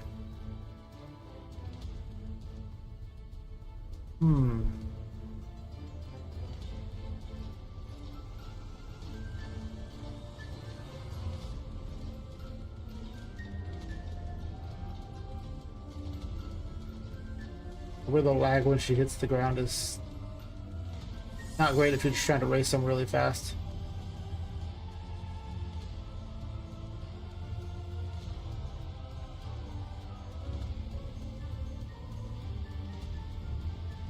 Well, isn't that exciting? I'm walking now, but I'm on nothing. Does it never set me back to the other? So that's actually really what was happening. It's just not loading the things. The fact that I'm now flying says something.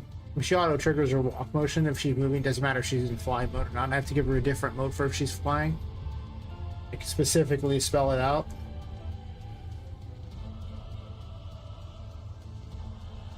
Oh, I know what the problem was. I set it to flying and then I set it to flying.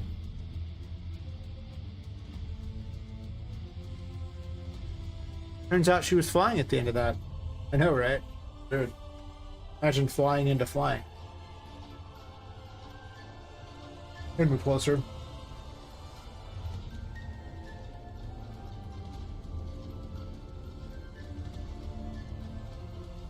Boing, boing, boing, boing.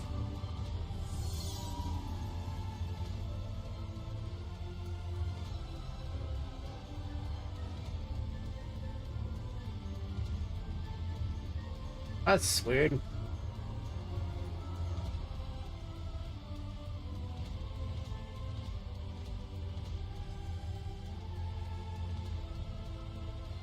Thing?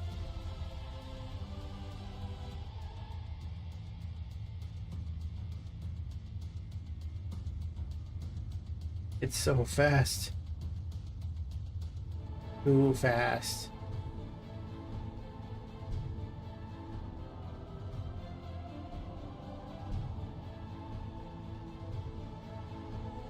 I think I'm just gonna do the other map.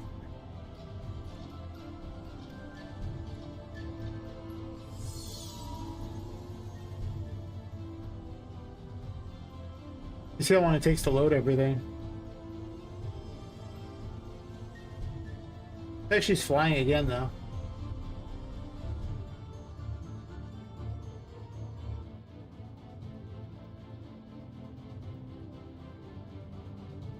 Okay. This strat, it's a bad one. And I should feel bad for trying it. I don't feel bad for trying it. I like it.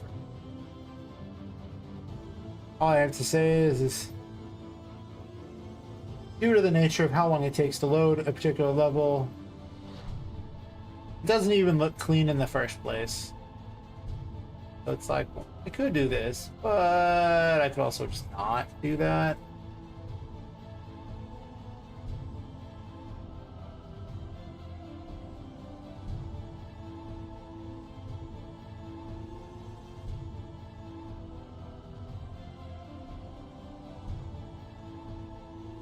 Listen, alcohol while coding is the best. Okay, so I need the game mode. Wherever that was. This all started as a crappy 2D project in UE4 that I just opened back up because I didn't want to redo a bunch of code. And then I decided to, I've done other projects since then, so this one's got like a lot of real crap code in it. And a lot of much better code, so... I had forgotten how to use Unreal Engine at the time. I needed to remind myself, and that was the quickest way of having just things to work off of. If I was a game mode, where would I hang it?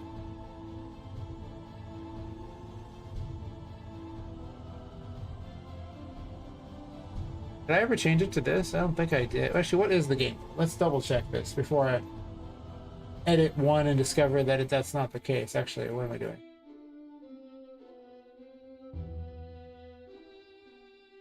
Project settings.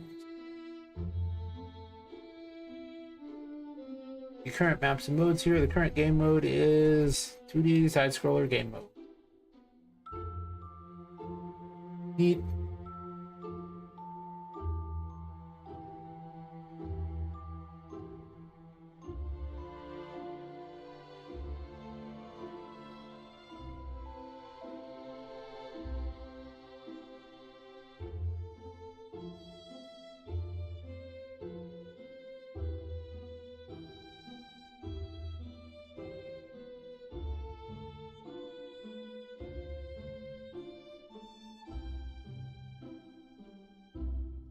Oh, they saved here. Did it get overwritten? Oh boy, well, if it got overwritten, I'm going to do something else for the moment, because I'm going to have to look up how to do this again. I was just going to cheat and make use of what I already had to remind myself how the thing worked, but if truly that is what happened,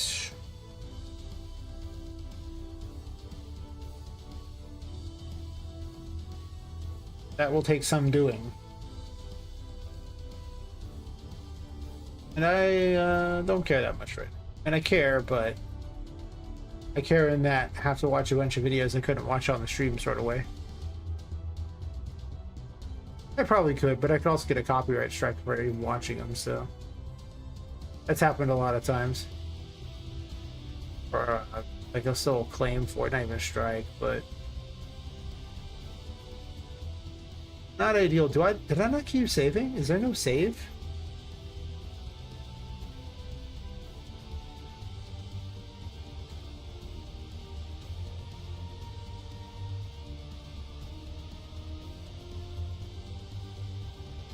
Oh no.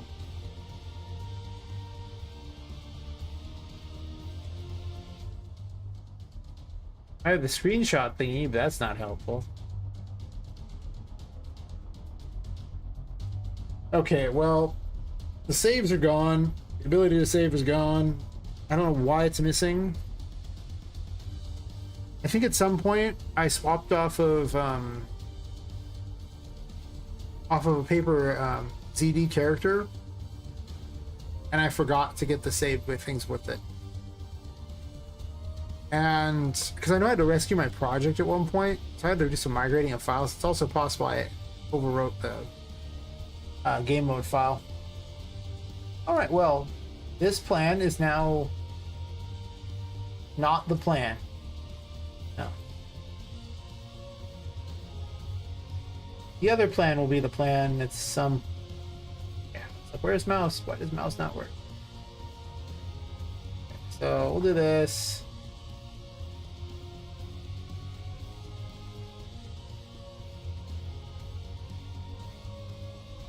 Put my clouds back because I like clouds. And yeah, we'll just put the other ones back to go to the other level. And those are perfectly fine as they are. I don't need to change that. I've already done that. Perfect, perfect, perfect.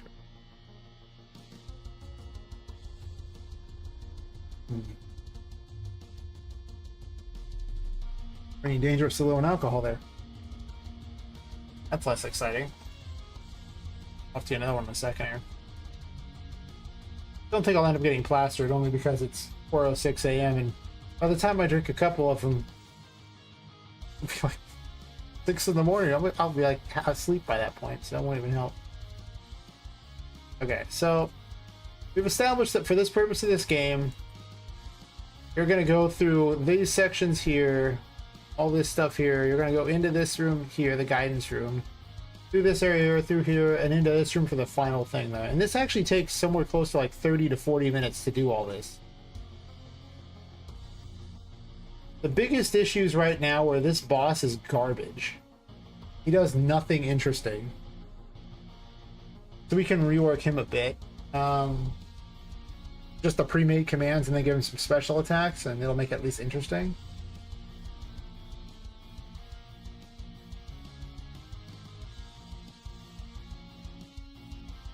He's the mace hand. I don't have a name for him. He's just, I named him after what the asset pack that had him was.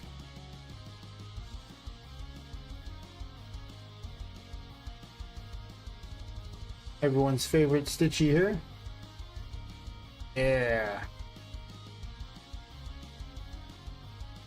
So let's look at his attacks.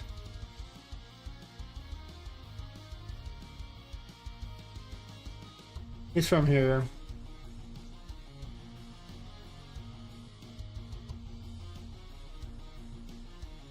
What does he have to work with here?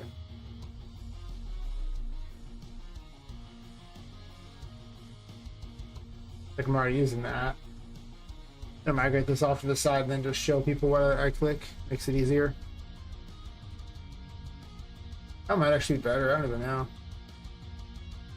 That's probably better.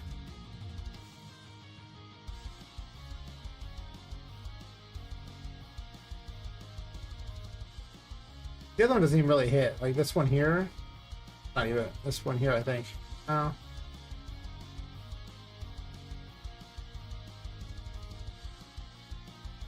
Looks the same to me. I guess it's slightly faster.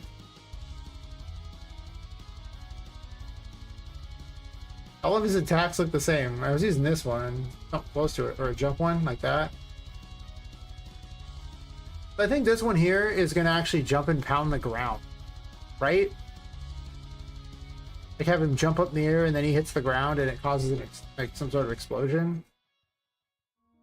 Almost all these are like this one actually hits backwards like that. He goes. What's the difference on some of these other ones though? I don't even know. I'll use this as his main attack, I think, unless there's a better option, but I don't think there is. He does have a jump attack. Is that? I guess he was using a jump attack. He was probably. Okay. Let me send you event graph.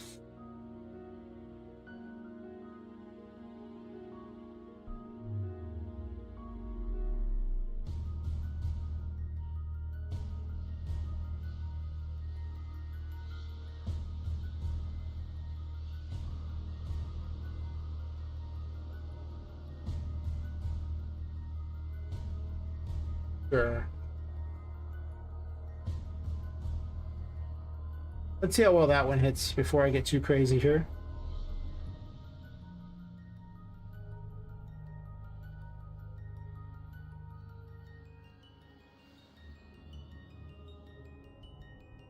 Your boy Patrick. Oh, you know, Patrick here, he had some bad times. I'm not gonna lie. Okay, Poppet as a dodge now.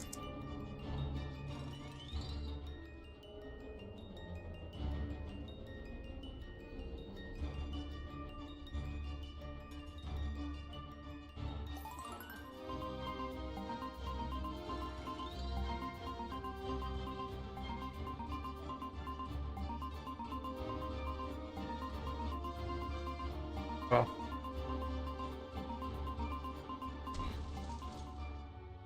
Why is he jumping? He shouldn't jump. I like how he gets all like angry and waves his little thing at him. He's like, and he goes. Actually, he's not really waving the that so much. This looks like he's waving his crotch. I'm just saying, it looks a little awkward.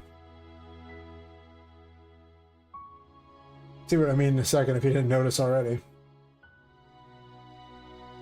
But for some reason, this seems not right. So if it's false, he should be doing this, but he's doing it in reverse.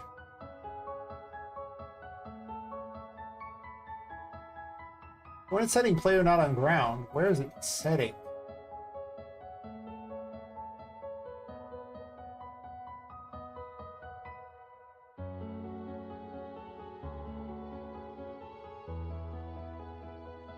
What sets it right here? Player height.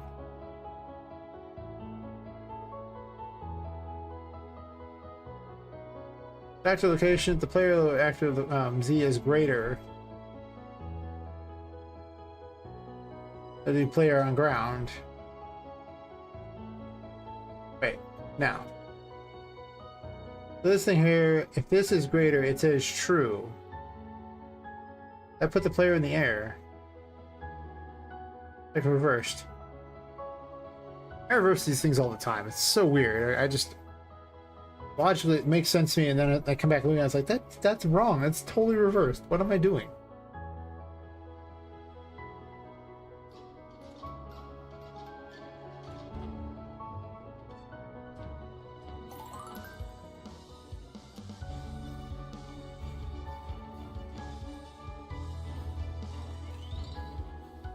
All this text will be gone when you're actually playing. It's just there as reminders for what I'm doing in an area.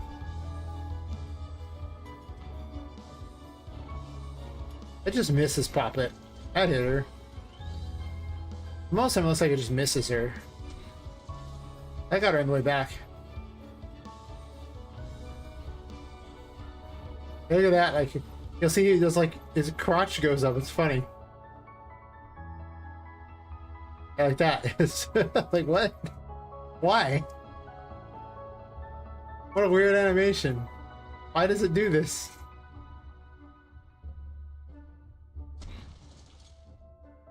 That's too high.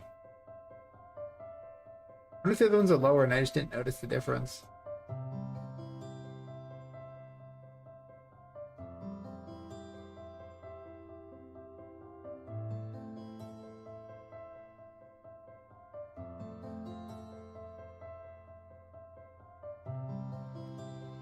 It should just be player on ground, right? Actually, what it's called? It should be, actually. Make my life a little easier.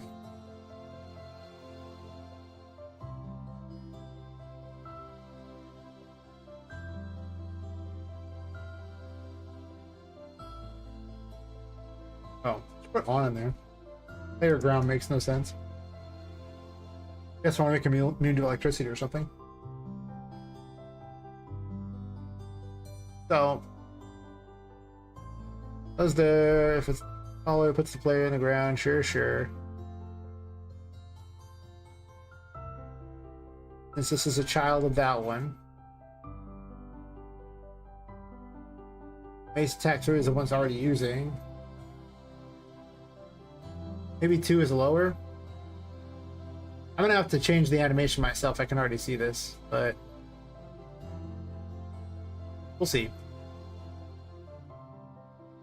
Not that hard to change it. I'll just move his arm down a little bit, but I might also move one up so this way he has a high hit too.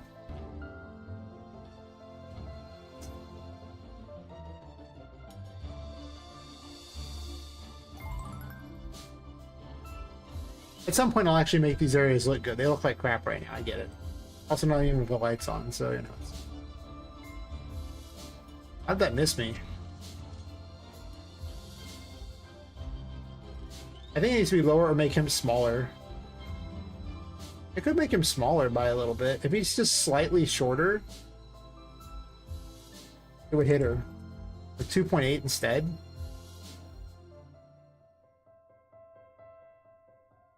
Instead of move it down, which I might also do.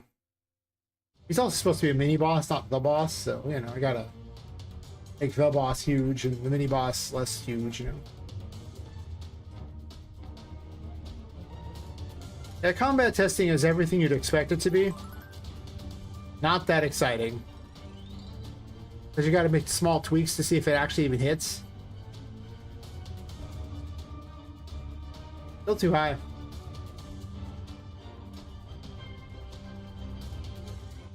Okay. I'm not gonna shrink him that much. I think I have to change it on yeah, here's one. Let's see, I need his shoulder.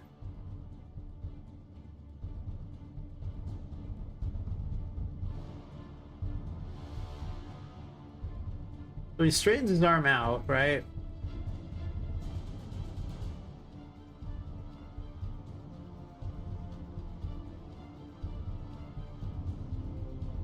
Right about here.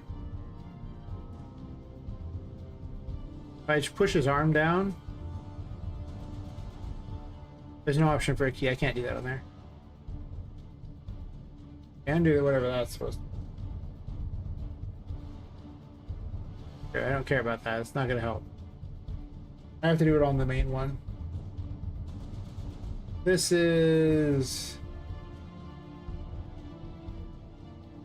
back 2.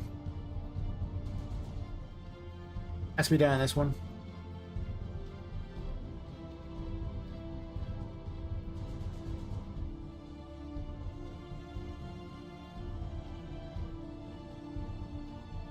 So do this instead.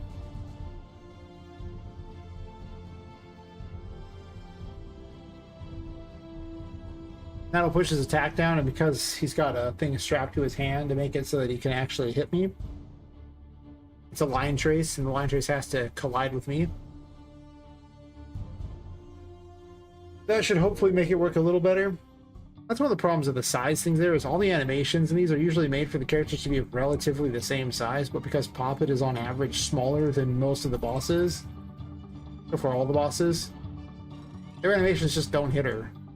I gotta keep tweaking them so they will hit her.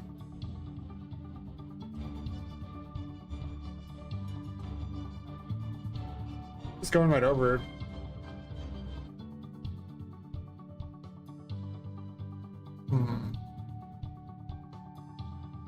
gonna turn on the line trace to see where he's actually hitting. Maybe really far off, and I might need to change it. I don't think I actually tweaked him that much. He was just close enough at the time. Okay, so any weapons?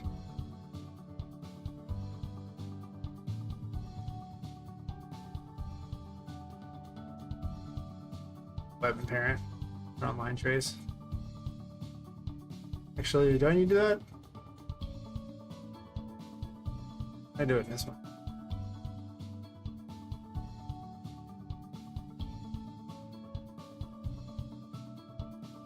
It's supposed to be on.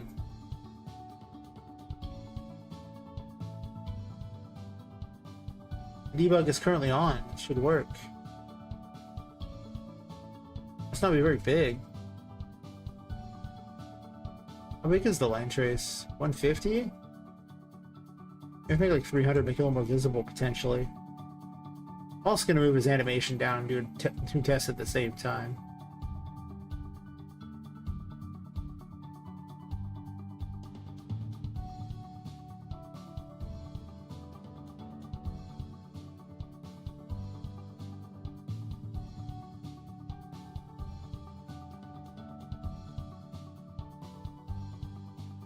I should make it significantly lower. Yeah, it would have. Just one problem. I didn't actually tell it to keep the motion in there, so it's not going to work until I do that.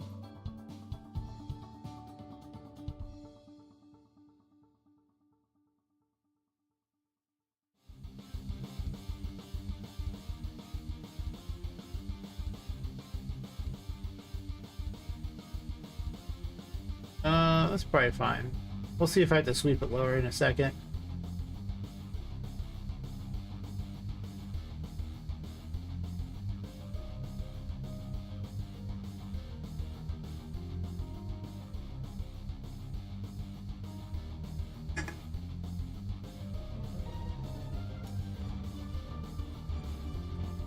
Trigger firm's right at the key, so.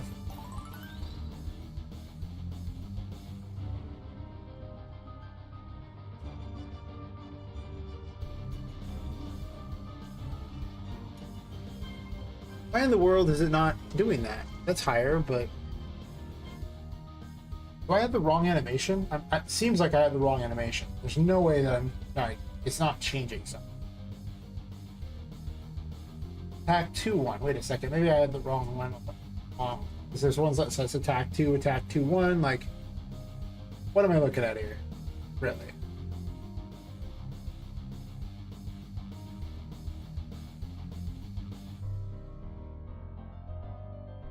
Wrong one. I need this one. I'm all like, wait a minute. When you move a bone in the animation, it should actually do it. Like, that's the whole point. You have to have the key in there. If you don't have the key in there, then you just did nothing.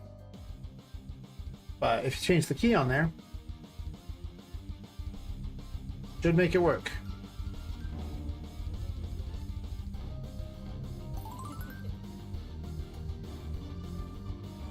Look at her hair. UFO. Actually kind of is because her hat's like a UFO top, so like her hair just goes all circular. She just kind of flies away.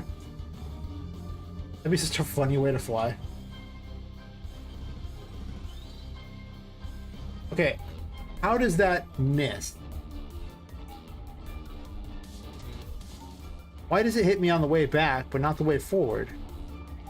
Where in the world is this stupid little hitbox, anyway, for that matter? I don't get why that's missing me. That should not miss me. That is literally going through my head. Oh, look at that. It's fully going through my head. That time it hit me.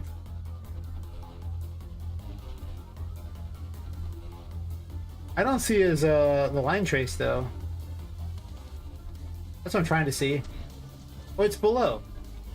You can vaguely see it.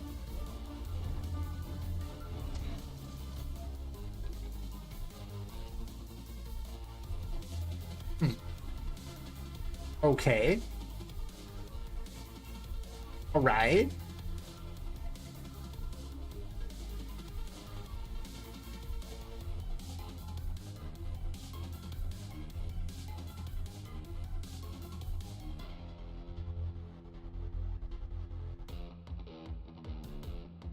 So it attaches to machine.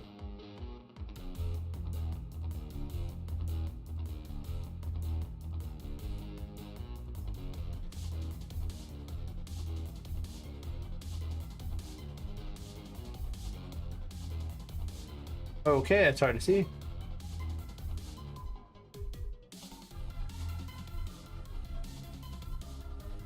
Where, oh, where are you?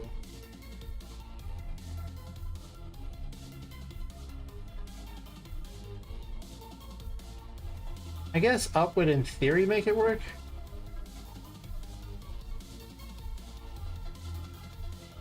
We're also gonna make the line trace just longer. I just want to see it.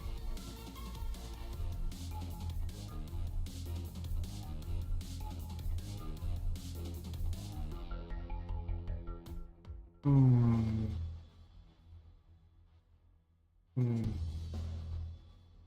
I gotta trim my nails. They're like daggers. I'm the kind of person who only remembers to check these things when it happens to come up. Otherwise, I just forget they even exist. I do game dev. Game dev isn't really for people who actually remember there's an outside work. Where is it? It's hitting her almost every time now, though. Not that time, though.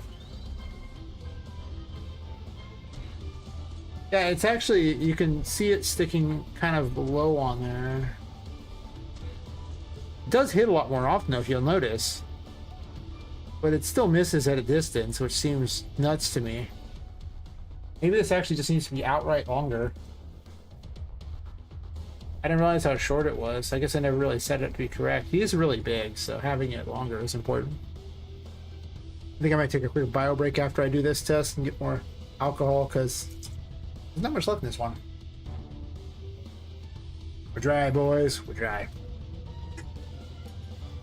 No fun to play with your dolls if you aren't drinking. Jeez.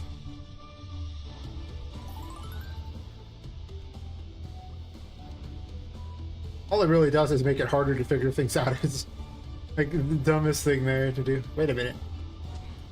That time hit me. What's this missing me thing, huh? Passing through my head. Yeah, that one.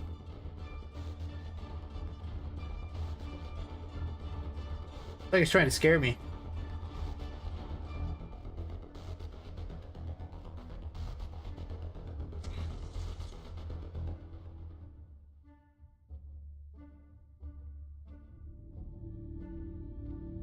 I should turn the movement on for this.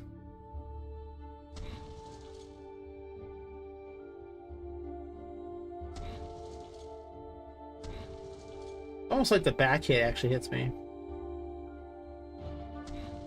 I thought the front hit got me. It does seem far better than it was. It bugs me that I can't really see the line trace right. Also, her hat didn't fly that time. Did that time. Take that, hat. Get wrecked.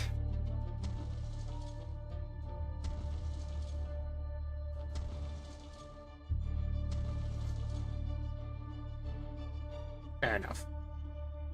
Alright. Well, it's getting a little better. But I'm gonna go grab myself some alcohol real fast and take a quick bio break. It'll only be like a minute. I'm good. 1 second.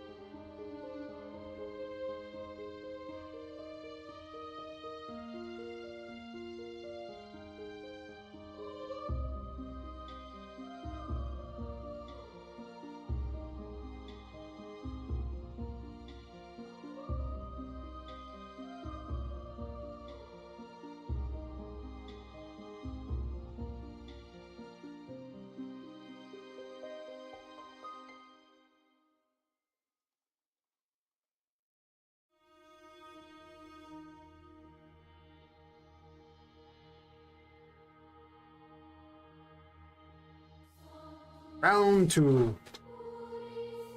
Wait. Oh, oh, oh. Oh, oh. Is that?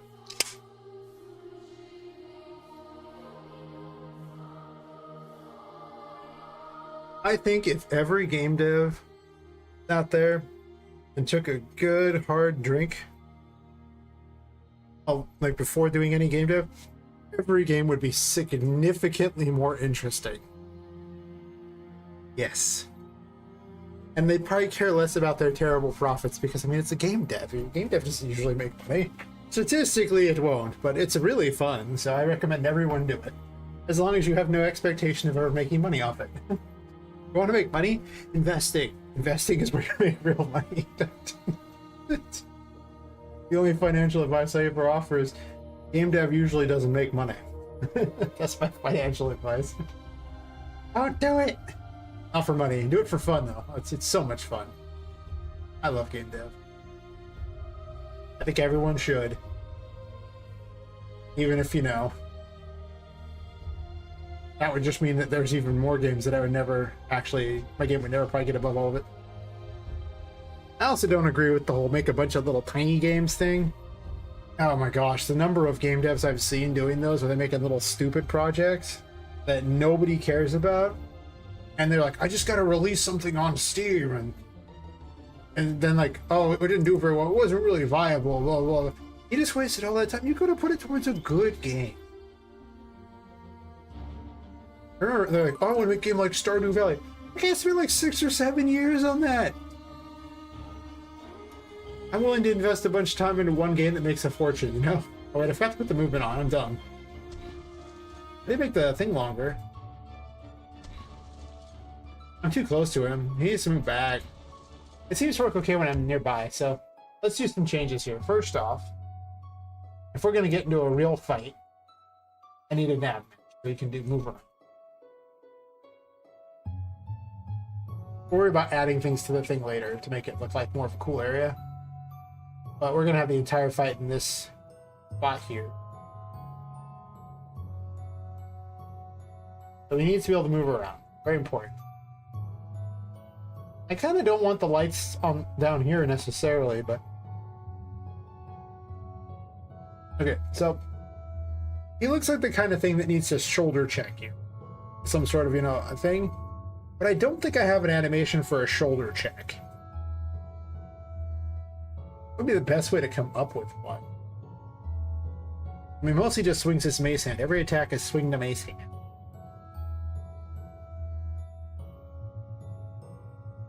I guess he could just swing it and it could create a projectile too, I guess. The problem with a lot of these is I don't have a good way to make animations for them. I guess I could copy it and then adjust one that already... That's true. My knowledge on how to create animations from nothing in Unreal Engine ain't great, but I'm pretty much assuming that it works very similarly to the other. Yeah, to like Daz, in that you have one pose and then you put another pose near the end and it will actually create the poses in between. It's called tweening, by the way.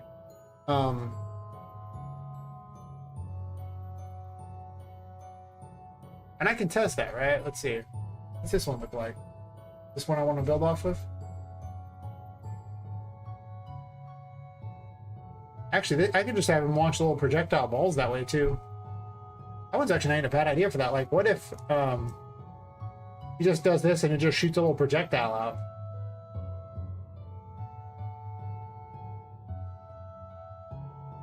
It could also come out of his mouth too. It doesn't have to come off of his hand.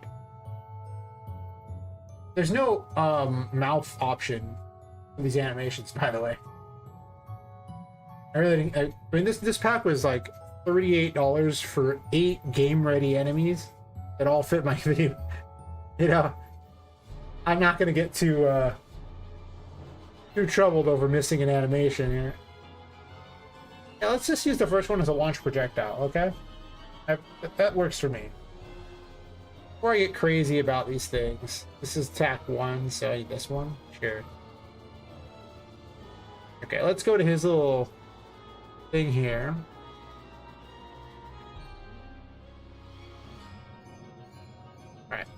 The way I do these, I don't use the AI system.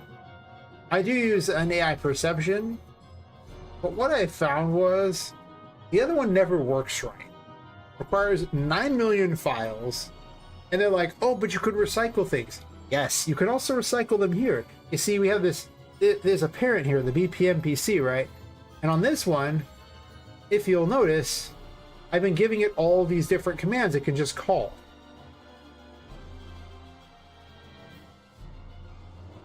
Now I'm gonna make one for fire projectile, and then I can, because this is the parent of that one, that means that this one has all the functions of this one.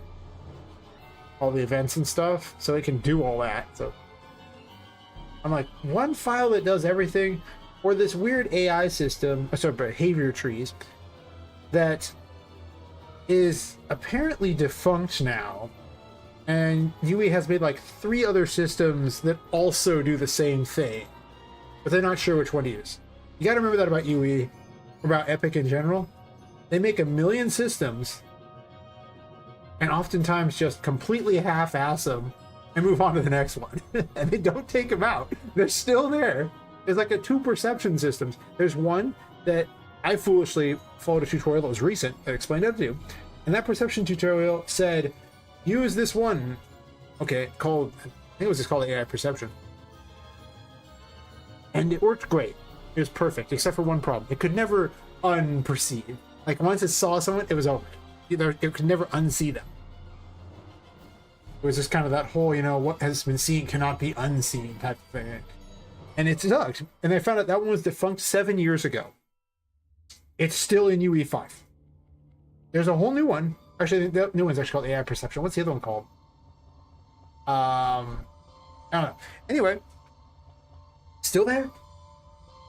Just in case you want to be silly, you could still use it.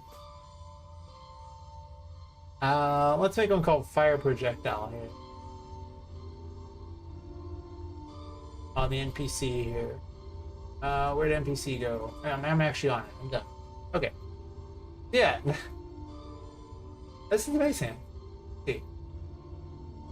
You will quickly discover that that is how UE works. There's 1 million systems. A lot of them are just defunct, and there's a better version. And there's 4 behavior options for AI things besides just blueprints. Or it might have been 4 including blueprints. Whatever. I watched some video and the guy's like, yeah, these are all here. And I'm like, really? What? I didn't even know these existed. Why? Why are these real? Okay, so let's have one called, we're just gonna add an arrow. Arrows are the best. You just put an arrow in. You name the arrow whatever you like. In this case, we'll call this projectile arrow. And these are great because they add no resource cost. Or it's so minimal that I've been told that it just doesn't add it. Like you have like 100 of them. Okay. So with a projectile arrow, that means that I can have an event. These are movements, so let's have attacks, shall we? We'll do them over here, it's fine. So, custom event.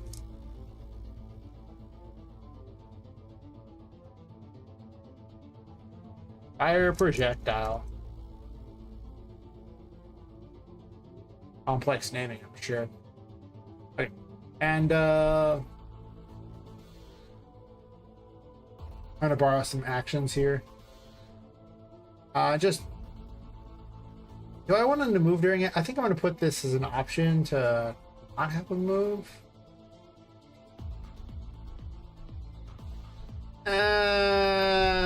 Whatever.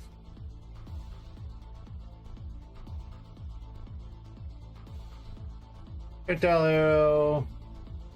It transform. Relative transform is perfectly fine. Split this. I don't want all of it. Spawn actor from class.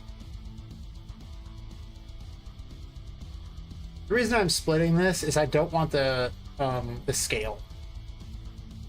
I scale my projectiles normally. I would prefer the scale just be whatever the projectile scale is, which I'm gonna leave those as all ones.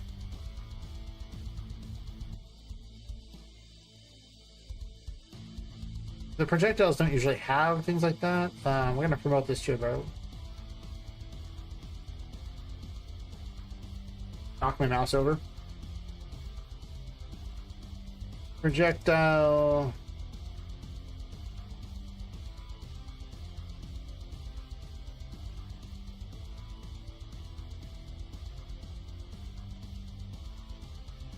Do I have an is attacking? I do. Do I need to set as attacking here? I guess I could. We'll leave it as it is for the moment. That should be all I need, actually. Fire projectile! Yay!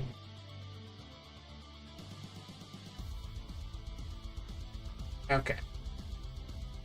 Now we're gonna go back to old Stitch Boy here. I'll get rid of some of these extras that I don't need because I'm not using them at the moment anyway.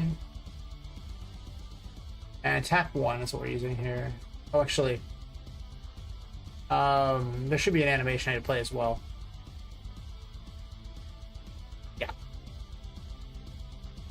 Forgot about that little part there.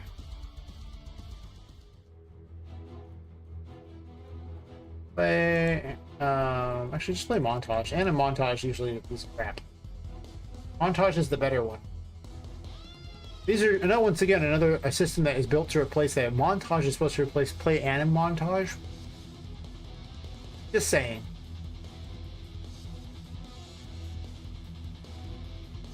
Oh, we can do it on completed. That's fine. And the skeletal mesh we're using. This one just comes with all the options here, because if you look at anim montage, it only comes with these few options, and this one comes with like a different skeletal mesh component you can pick, and this is just the whole actor starting position you can play at. You can play it in reverse and things like that. It's just or start at the very end of animations. It does more.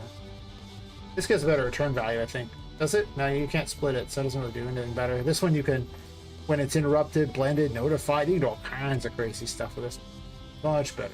Plus it tends to work. The other one almost never works.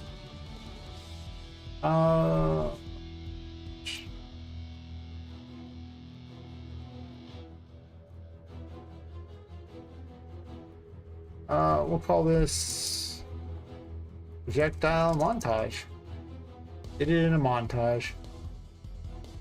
Sure. I could put notifies in, and I might do that later. But I have to add them for every animation for it to work then, and I'm not sure which ones I'm going to use yet. Let me figure out the ones that I'll only use a crappy version where I just do uncompleted, and later on I'll put the notify in so it happens at exactly the right time in the animation. And it'll be like significantly cooler. This is the crap method first. Much easier to do the crap method and then work your way up. Yes. Okay. So now with those ready to go, we go back to old Macy Boy here. Actually, there's just montage to play as an option, right?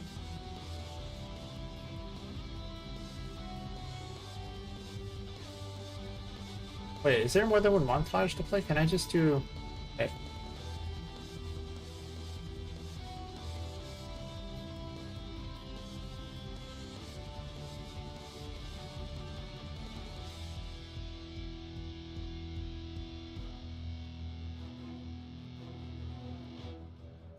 Let's just name this montage to play.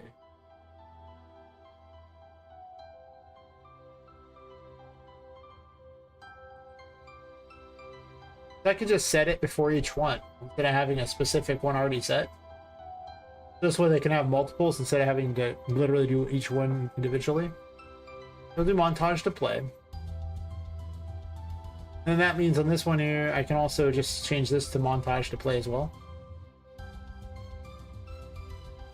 As you can see, it's literally got the, because it's the child, it has anything the other one has. Very useful way of programming. You should always do that. Never redo your work if you don't gotta.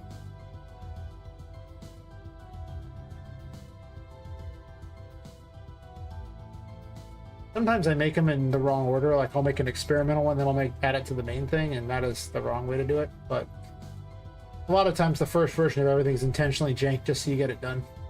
And then later on I make it better. Happens a lot, actually. Is this even still used anywhere? But I'm removing the extras. Good. Good riddance. I didn't like the _0 anyway. Okay, so montage to play. Chino.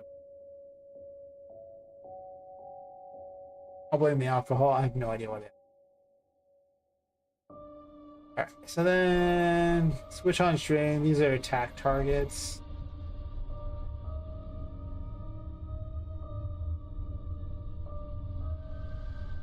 That's right, attack doesn't even have its own separate thing here. So wait, switching, we'll call one fire projectile. Fire projectile.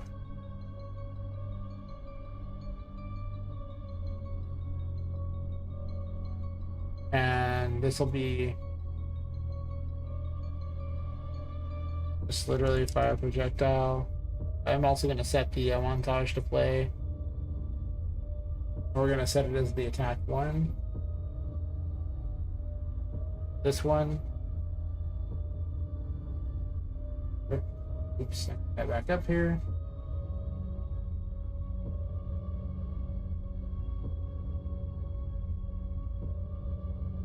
So attack 1.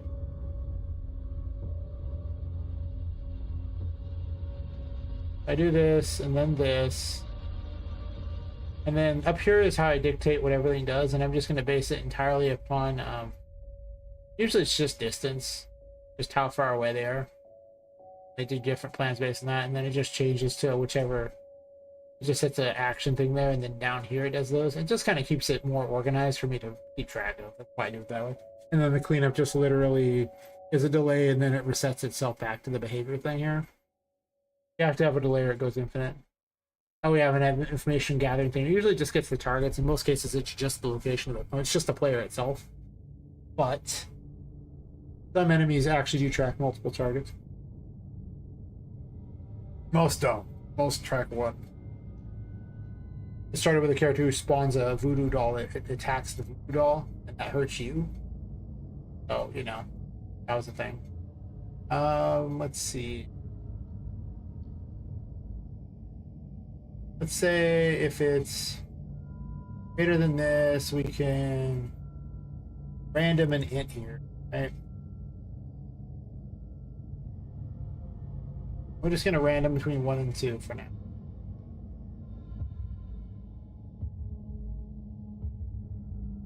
Right, this. And 0, we'll just say, hey, yeah, move to the target. And then the other one will be fire projectile. It also reminds me I need to set one more thing for the projectile. That would be the projectile that I'm going to be doing. I haven't made that projectile yet. That's okay. We're making projectiles. Because I needed to do that anyway. That already had a projectile that could damage the player. That might have been a different game.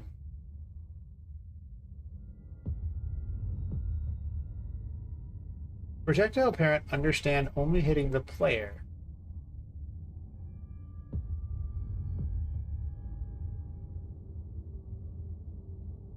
Overland capsule, if Poppet do this. Right here I can actually just put in information for if it's not Poppet.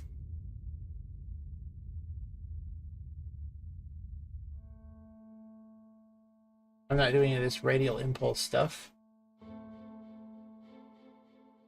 At first I was like, yeah, I'll do this radial impulse stuff so that it causes explosions right there and everything like that. But what I found out was better is you just spawn the little radial thing right at where it's at, and you don't do it on this too. You just say, nah, it's good.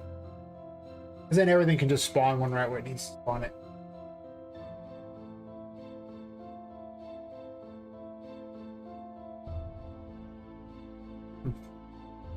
I don't know what it is. I had the most people watching, like, you know, the earlier in the morning it gets for me.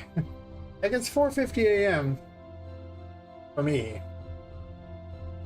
Or like around 3 and later is when I tend to see the most people. And if I get around up to like 8, I'll get up to like as many as 6. So at 8 a.m. if I'm still awake. So you'd think that I would just be up early in the morning and stream then. That has never worked out. I usually just stay up late and I'm up the worst hours because when you're in California, it doesn't match with anyone's schedule. It's just the dumbest thing you could ever do. I don't know why I was built this way. I must have like a little bit of like, you know, secret bit of India in me or something like that. Because, you know, here I am wanting to do game dev at a terrible time of night. And really, that's normal for them, actually, because this used to be normal hours for them. Yeah. Maybe I'm just secretly descended from them. That's not true. I am a quarter Mexican. That's true. There's so much crap on this. I haven't done this. I haven't fixed this right. This is one of those old things I programmed a million years ago. And you can tell by the fact that you can see weird things that are like, you know, off to the sides here instead of put up in logical locations. That's how you can really see that I clearly did not, yeah, like I just didn't clean or nice or wonderful or any way, shape, or form.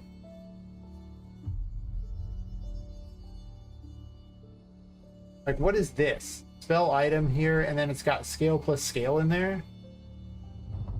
Why? Why are there 2 scales?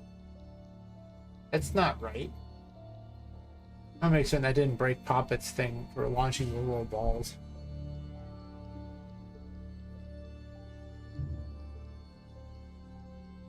So many broken things. What happens when you have old code? I literally spawned over the hole. Oops. Mistakes were made.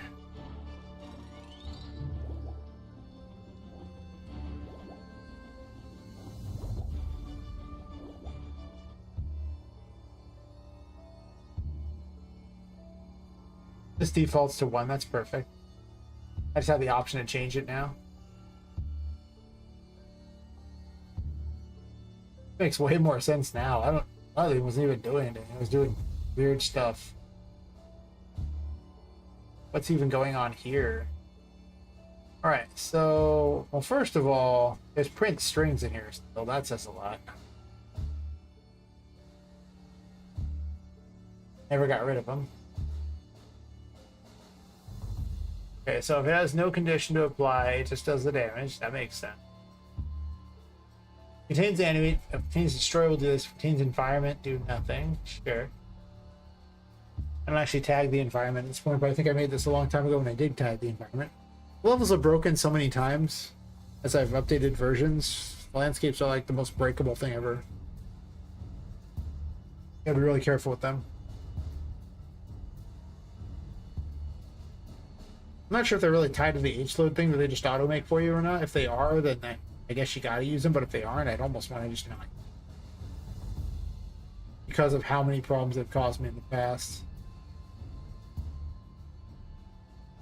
So how am I going to clean this up here? So if it's not Poppet,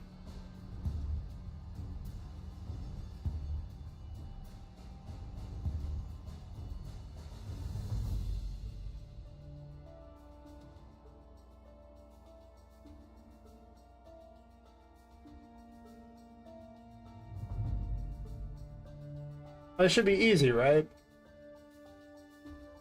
They're damaged. Message.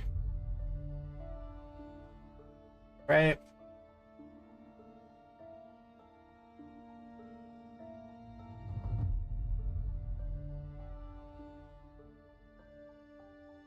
And it's just these things here. It's just, damage has already got a thing.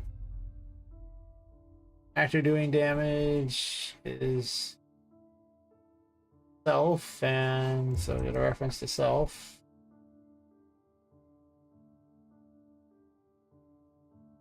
Then I'm gonna have to have a special thing here. Let's see.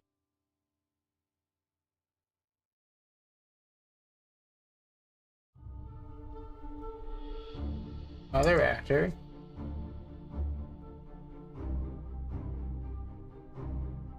Okay.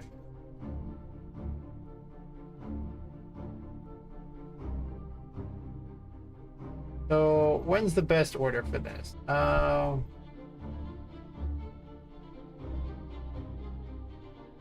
need a Boolean for this there. We'll call this enemy projectile. Because I have enemy weapon as an option, so enemy projectiles in here. This will just be a quick thing to say, hey, is this an actual projectile belonging to the enemy? If not, then, you know, go ahead and just wreck stuff. So...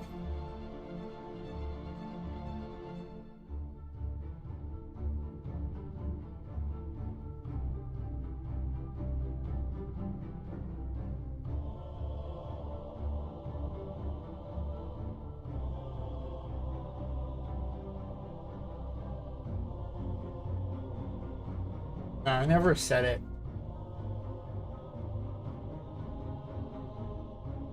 So if I do it here for this,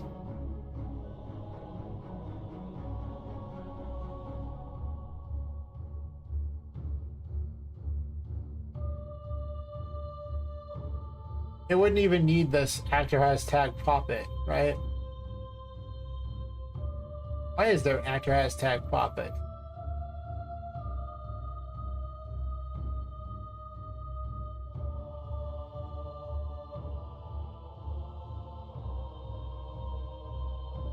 Look at this.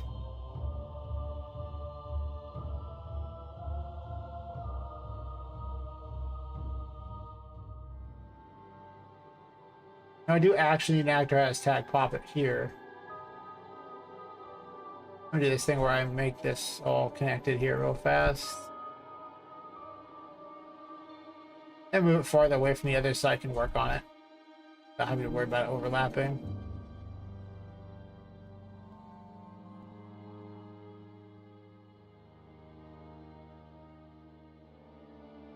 Oh, there's tags contains too, right? Because I have multiple tags.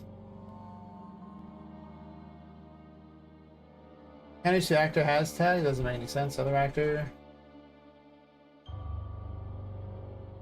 Huh.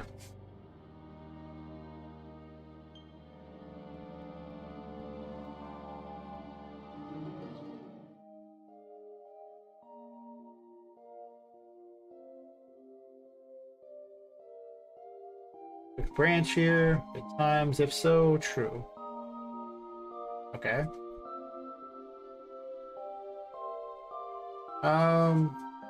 What are we gonna use for projectile for this fine gentleman here? I guess Patrick is... You know what? Thanks, Sergeant John, on this one. I'm just gonna call him Patrick. Not Mason. Patrick.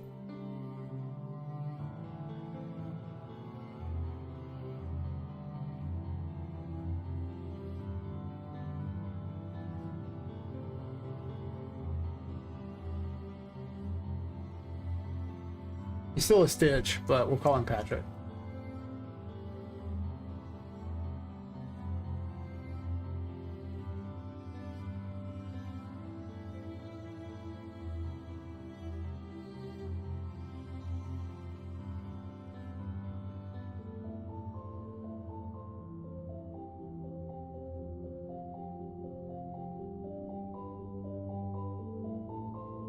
Why are there two of you? Redirect?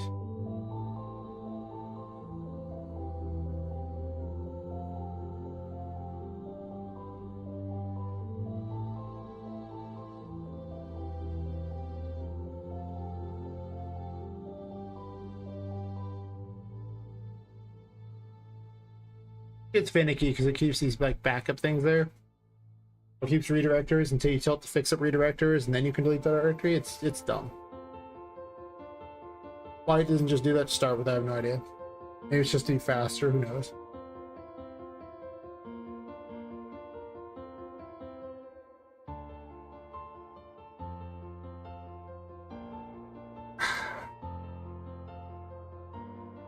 Another character named by chat. Gooseberry was named by chat as well, though he's not actually currently in the game. I do need NPCs to rescue, so I'm gonna have at least one or two you can rescue from this area. Probably just one in the starting area. You'll take him back there and see you can open up a new area or change the toy town.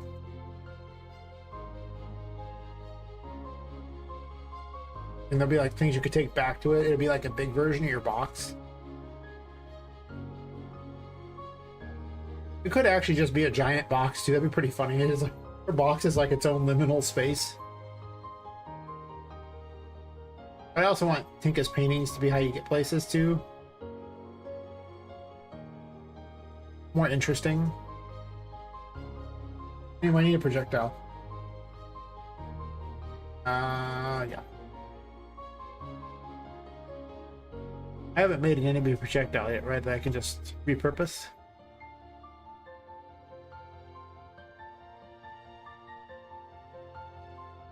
Gotta love that copyright-free music, huh?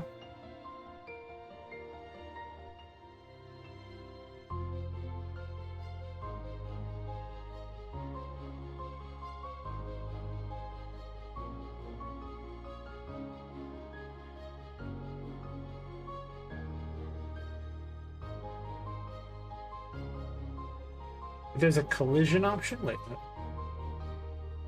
What this? Collision enemy.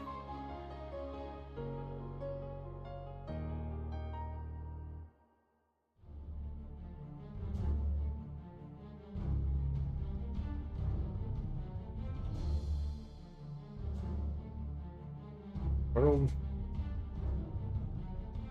Does nothing.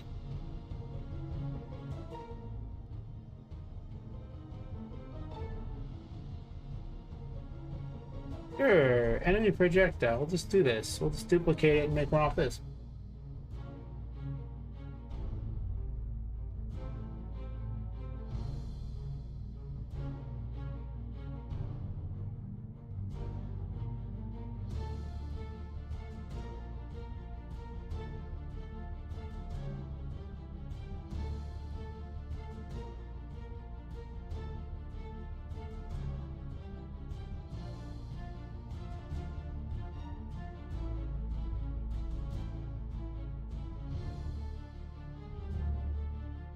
Okay. So now with Patrick's new toy. Projectile class. Should we execute that Patrick? He can launch himself. Okay, and then where is the arrow going? Actually, the arrow's right at his mouth. Well, is that the right arrow, though? Projectile arrow? It is, in fact, right there.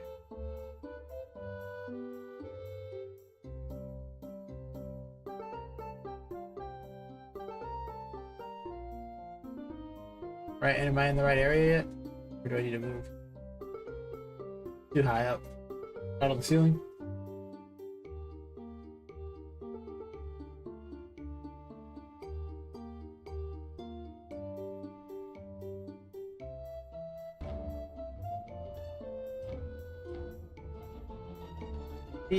Clunk.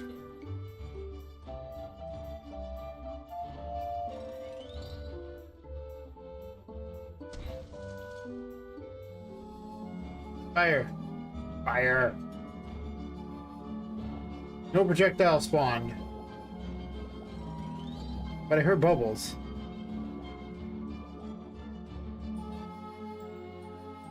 Okay, so I heard bubbles. Means that that's the noise that one plays. It didn't spawn. Which says to me it's probably colliding.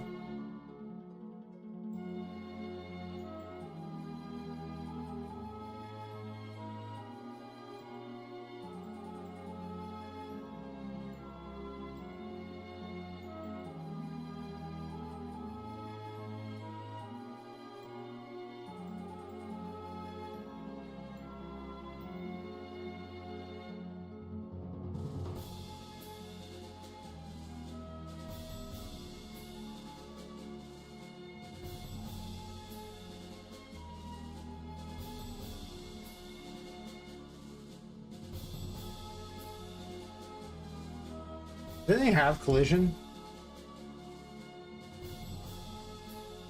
It does.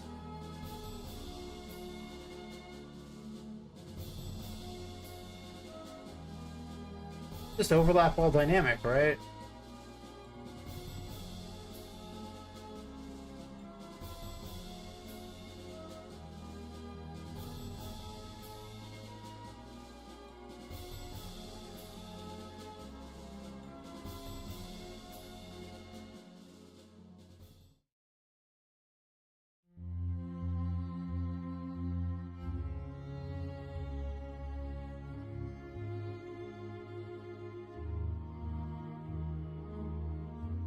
This doesn't really need to worry about anything else. Like, it just needs to spawn, and it as soon as the thing collides with, then it actually does that. But it can collide without actually having any kind of, without blocking things. It can just do overlap. Oops, I have to actually key first. Oh, oh. I was 6 a.m. I can feel it. I can feel that. Shoot me, baby. Shoot me long time.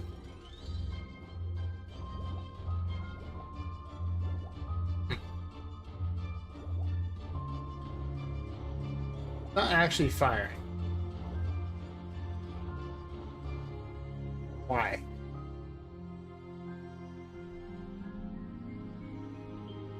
Also, I should set their movement mode to not walking. Just set it to none and then play the montage.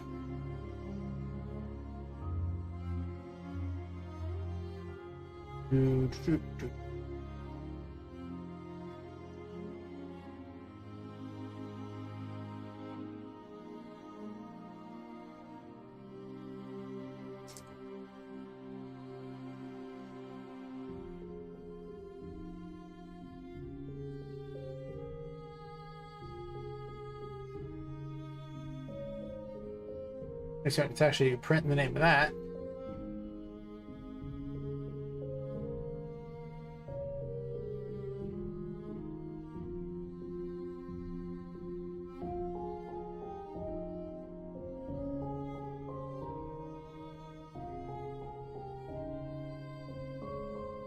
Shouldn't be hitting anything.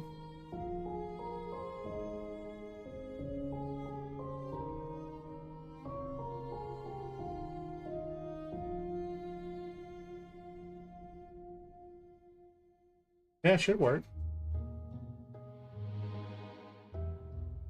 Makes certain there's nothing screwing with it here, but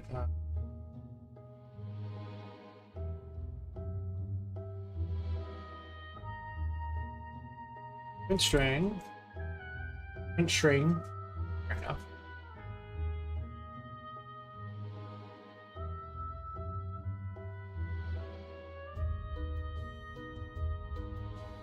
It's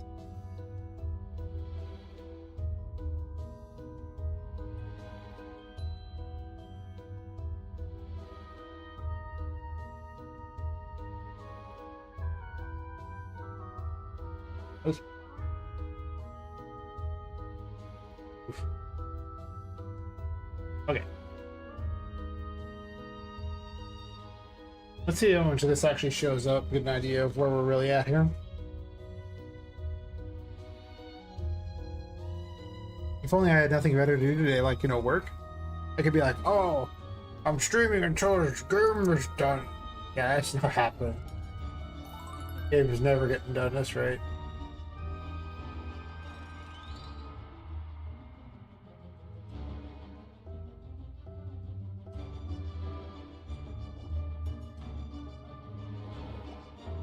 Did I disable messages? I think I disabled messages. Waiting for messages that will never be. I disabled them for a playthrough, which I haven't even done one on screen yet. I'll do one as soon as this boss is not crap. Right now he's just such crap that you just wail on him for like, until he runs out. He's like a sponge. Like the most uninteresting fight. And the final fight's pretty uninteresting too. I haven't done much of the bosses yet. I need to fix that.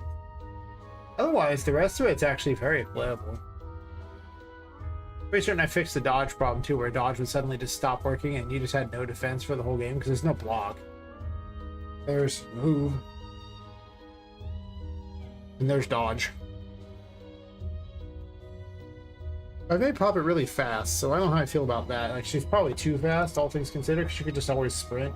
I might need to limit that. On the other hand, there is only one of her, so making her really fast is almost kind of nice for them. Okay, so it spawns those.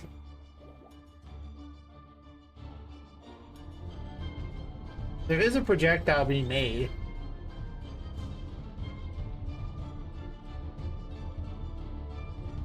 But it just doesn't use it.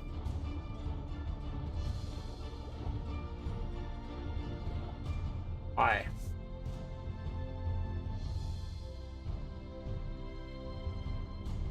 We know it spawns there, but it doesn't get to this. It never spawns where it can actually hit something. Begin play. Look at this crap. What is that? That is horrific. Also...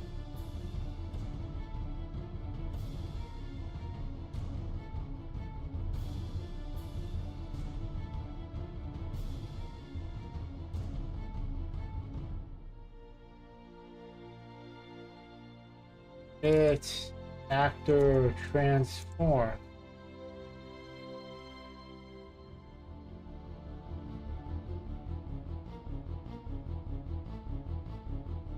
Patient.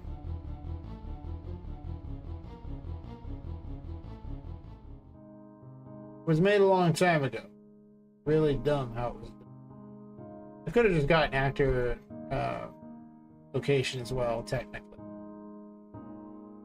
So much wrong going on with this. Share my terrible code. Also just make it look not horrific.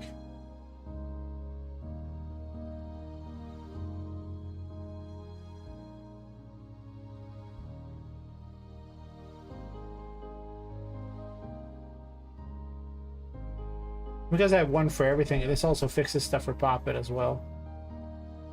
She has problems with her own stuff. That does happen quite a bit. I don't have that bit trimming. 2 hours, I think. Yeah, almost 3 hours. Cool.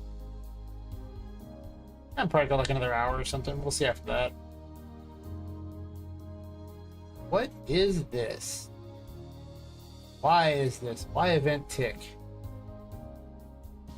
See. It's destroying itself here. Why? That's the problem, right? Is tarot card false? Okay. So then do this maximum life stuff. Is valid, is tarot card false, projectile hits.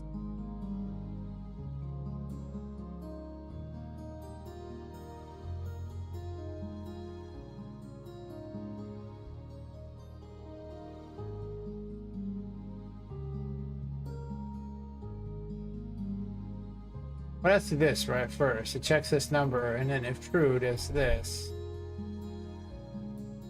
Then is valid self.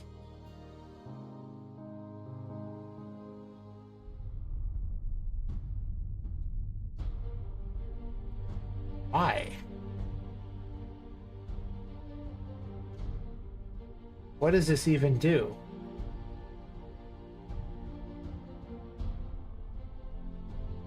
I'm multiplying the velocity times 0 times that.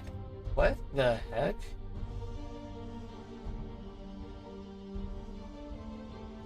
Wait, no, this is an equals. Okay. So if it's equals 0 for 0.1, how can a vector ever be equal to 0.1? A vector is 3 numbers. But why?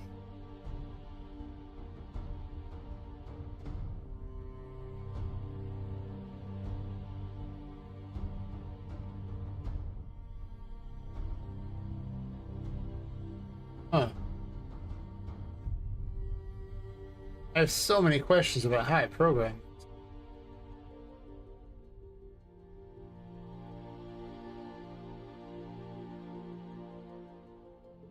This is just it runs out and does its thing.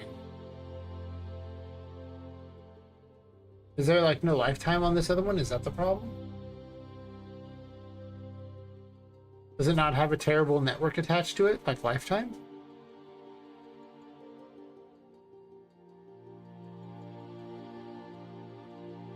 Max lifetime is 50.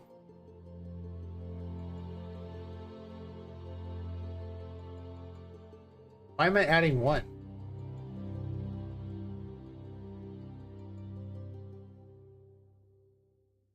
Increment in.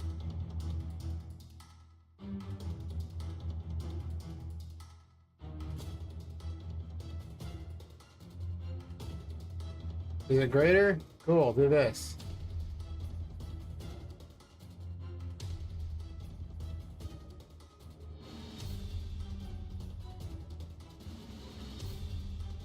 I'll do it the right way. This just adds one to it and then sets the variable in one quick motion. Dividing by 2 I do it. That I don't get to get away with.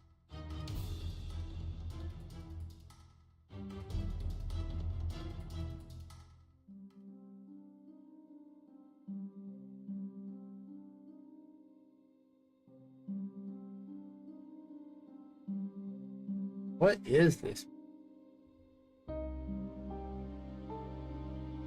Why is face player on a projectile? Why would a projectile need to face the player? It's moving right at the player. Weird. I have questions. I have many questions.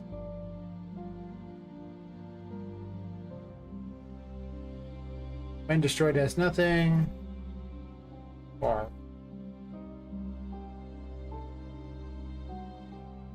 projectile hit, blah blah blah, play sound. At location, nothing?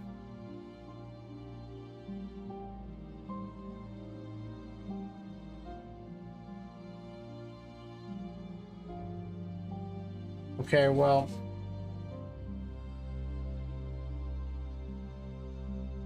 Way off the keys. Play sound. Do 2D if I want. Now I'd rather play sound at location. Well, you can have attenuation here, right? Concurrency settings. There's not even an attenuation option. With no attenuation, it literally states in there no attenuation. Okay, issue here.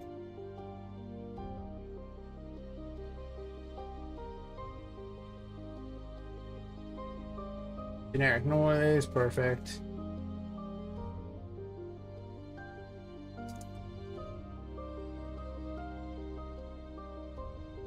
Transform.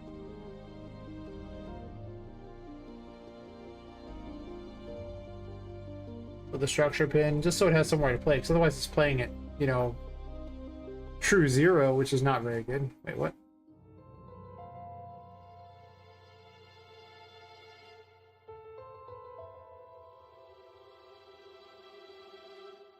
But why?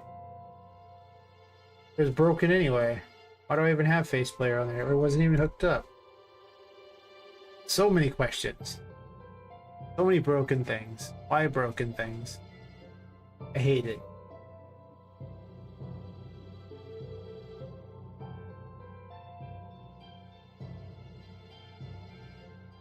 Alright, and then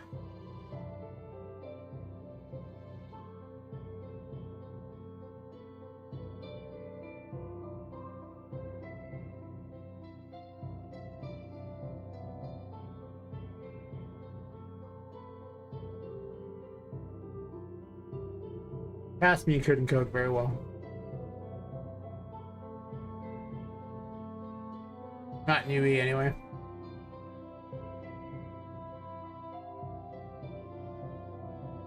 Rotating projectile? Sure, sure. I like rotating projectiles. Alright. Give me more information, also remove a bunch of crap that didn't need to be there.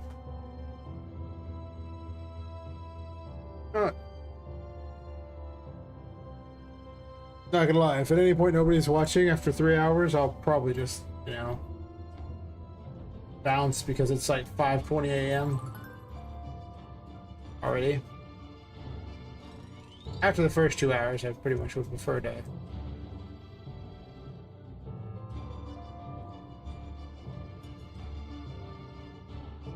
It just immediately does projectile hit, I think.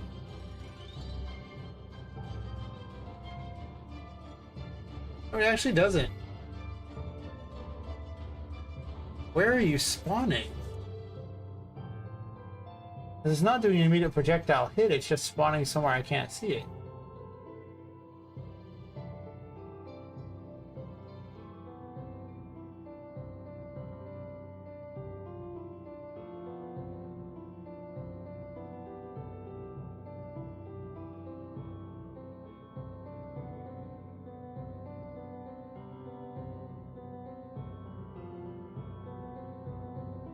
I'm gonna stop it from destroying itself intentionally for a moment.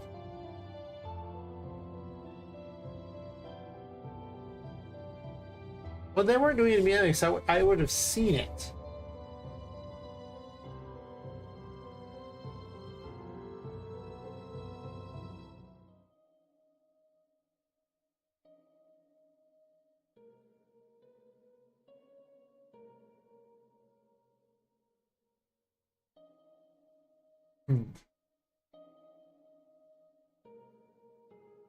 Find something to throw.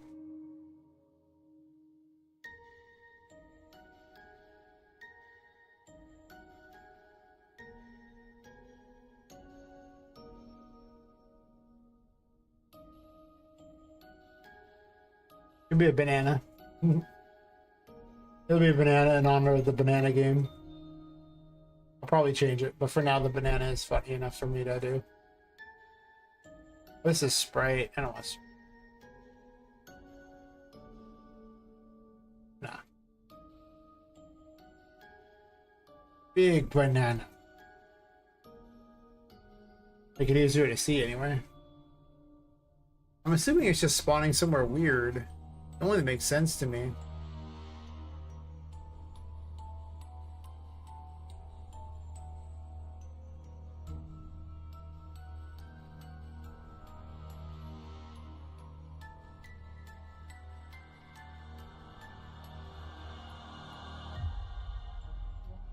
Play.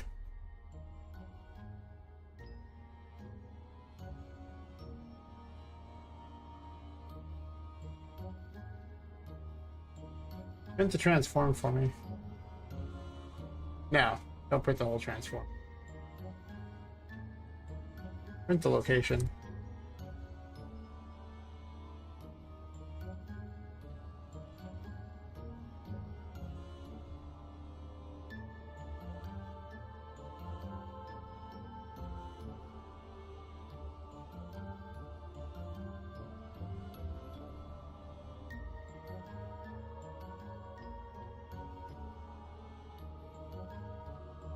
Also print string.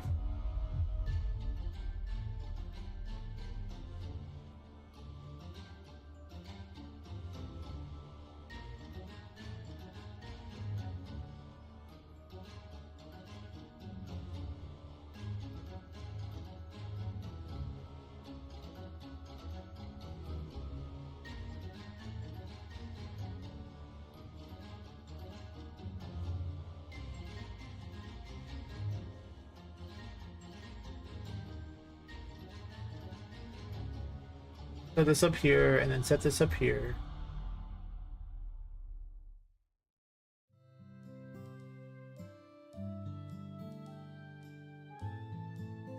I have to wonder if it's just putting it in the middle of nowhere.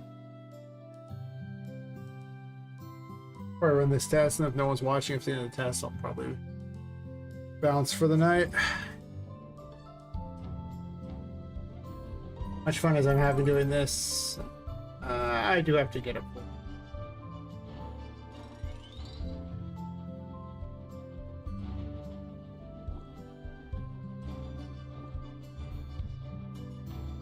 Those numbers are not close.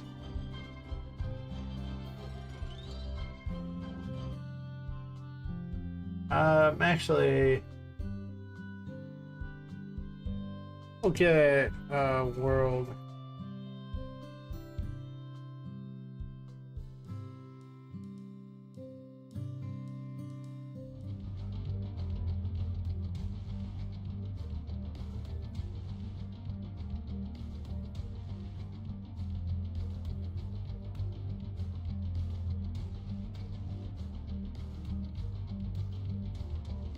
The numbers should be very similar.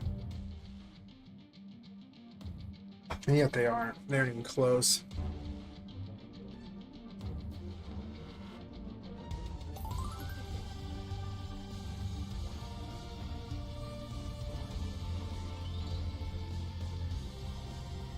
There we go.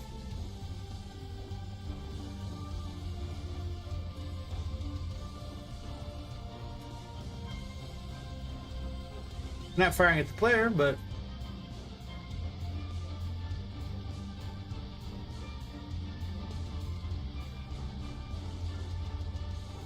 I can't get hit by accident here. I want to.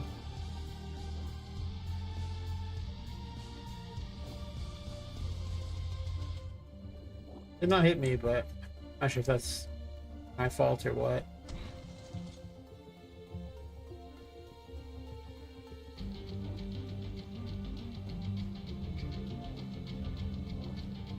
That one went right through me. Okay, well now it spawns relatively in the right location.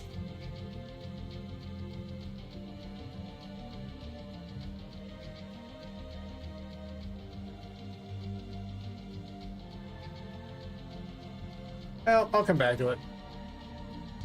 Anyway, someone is currently watching, and I have been streaming for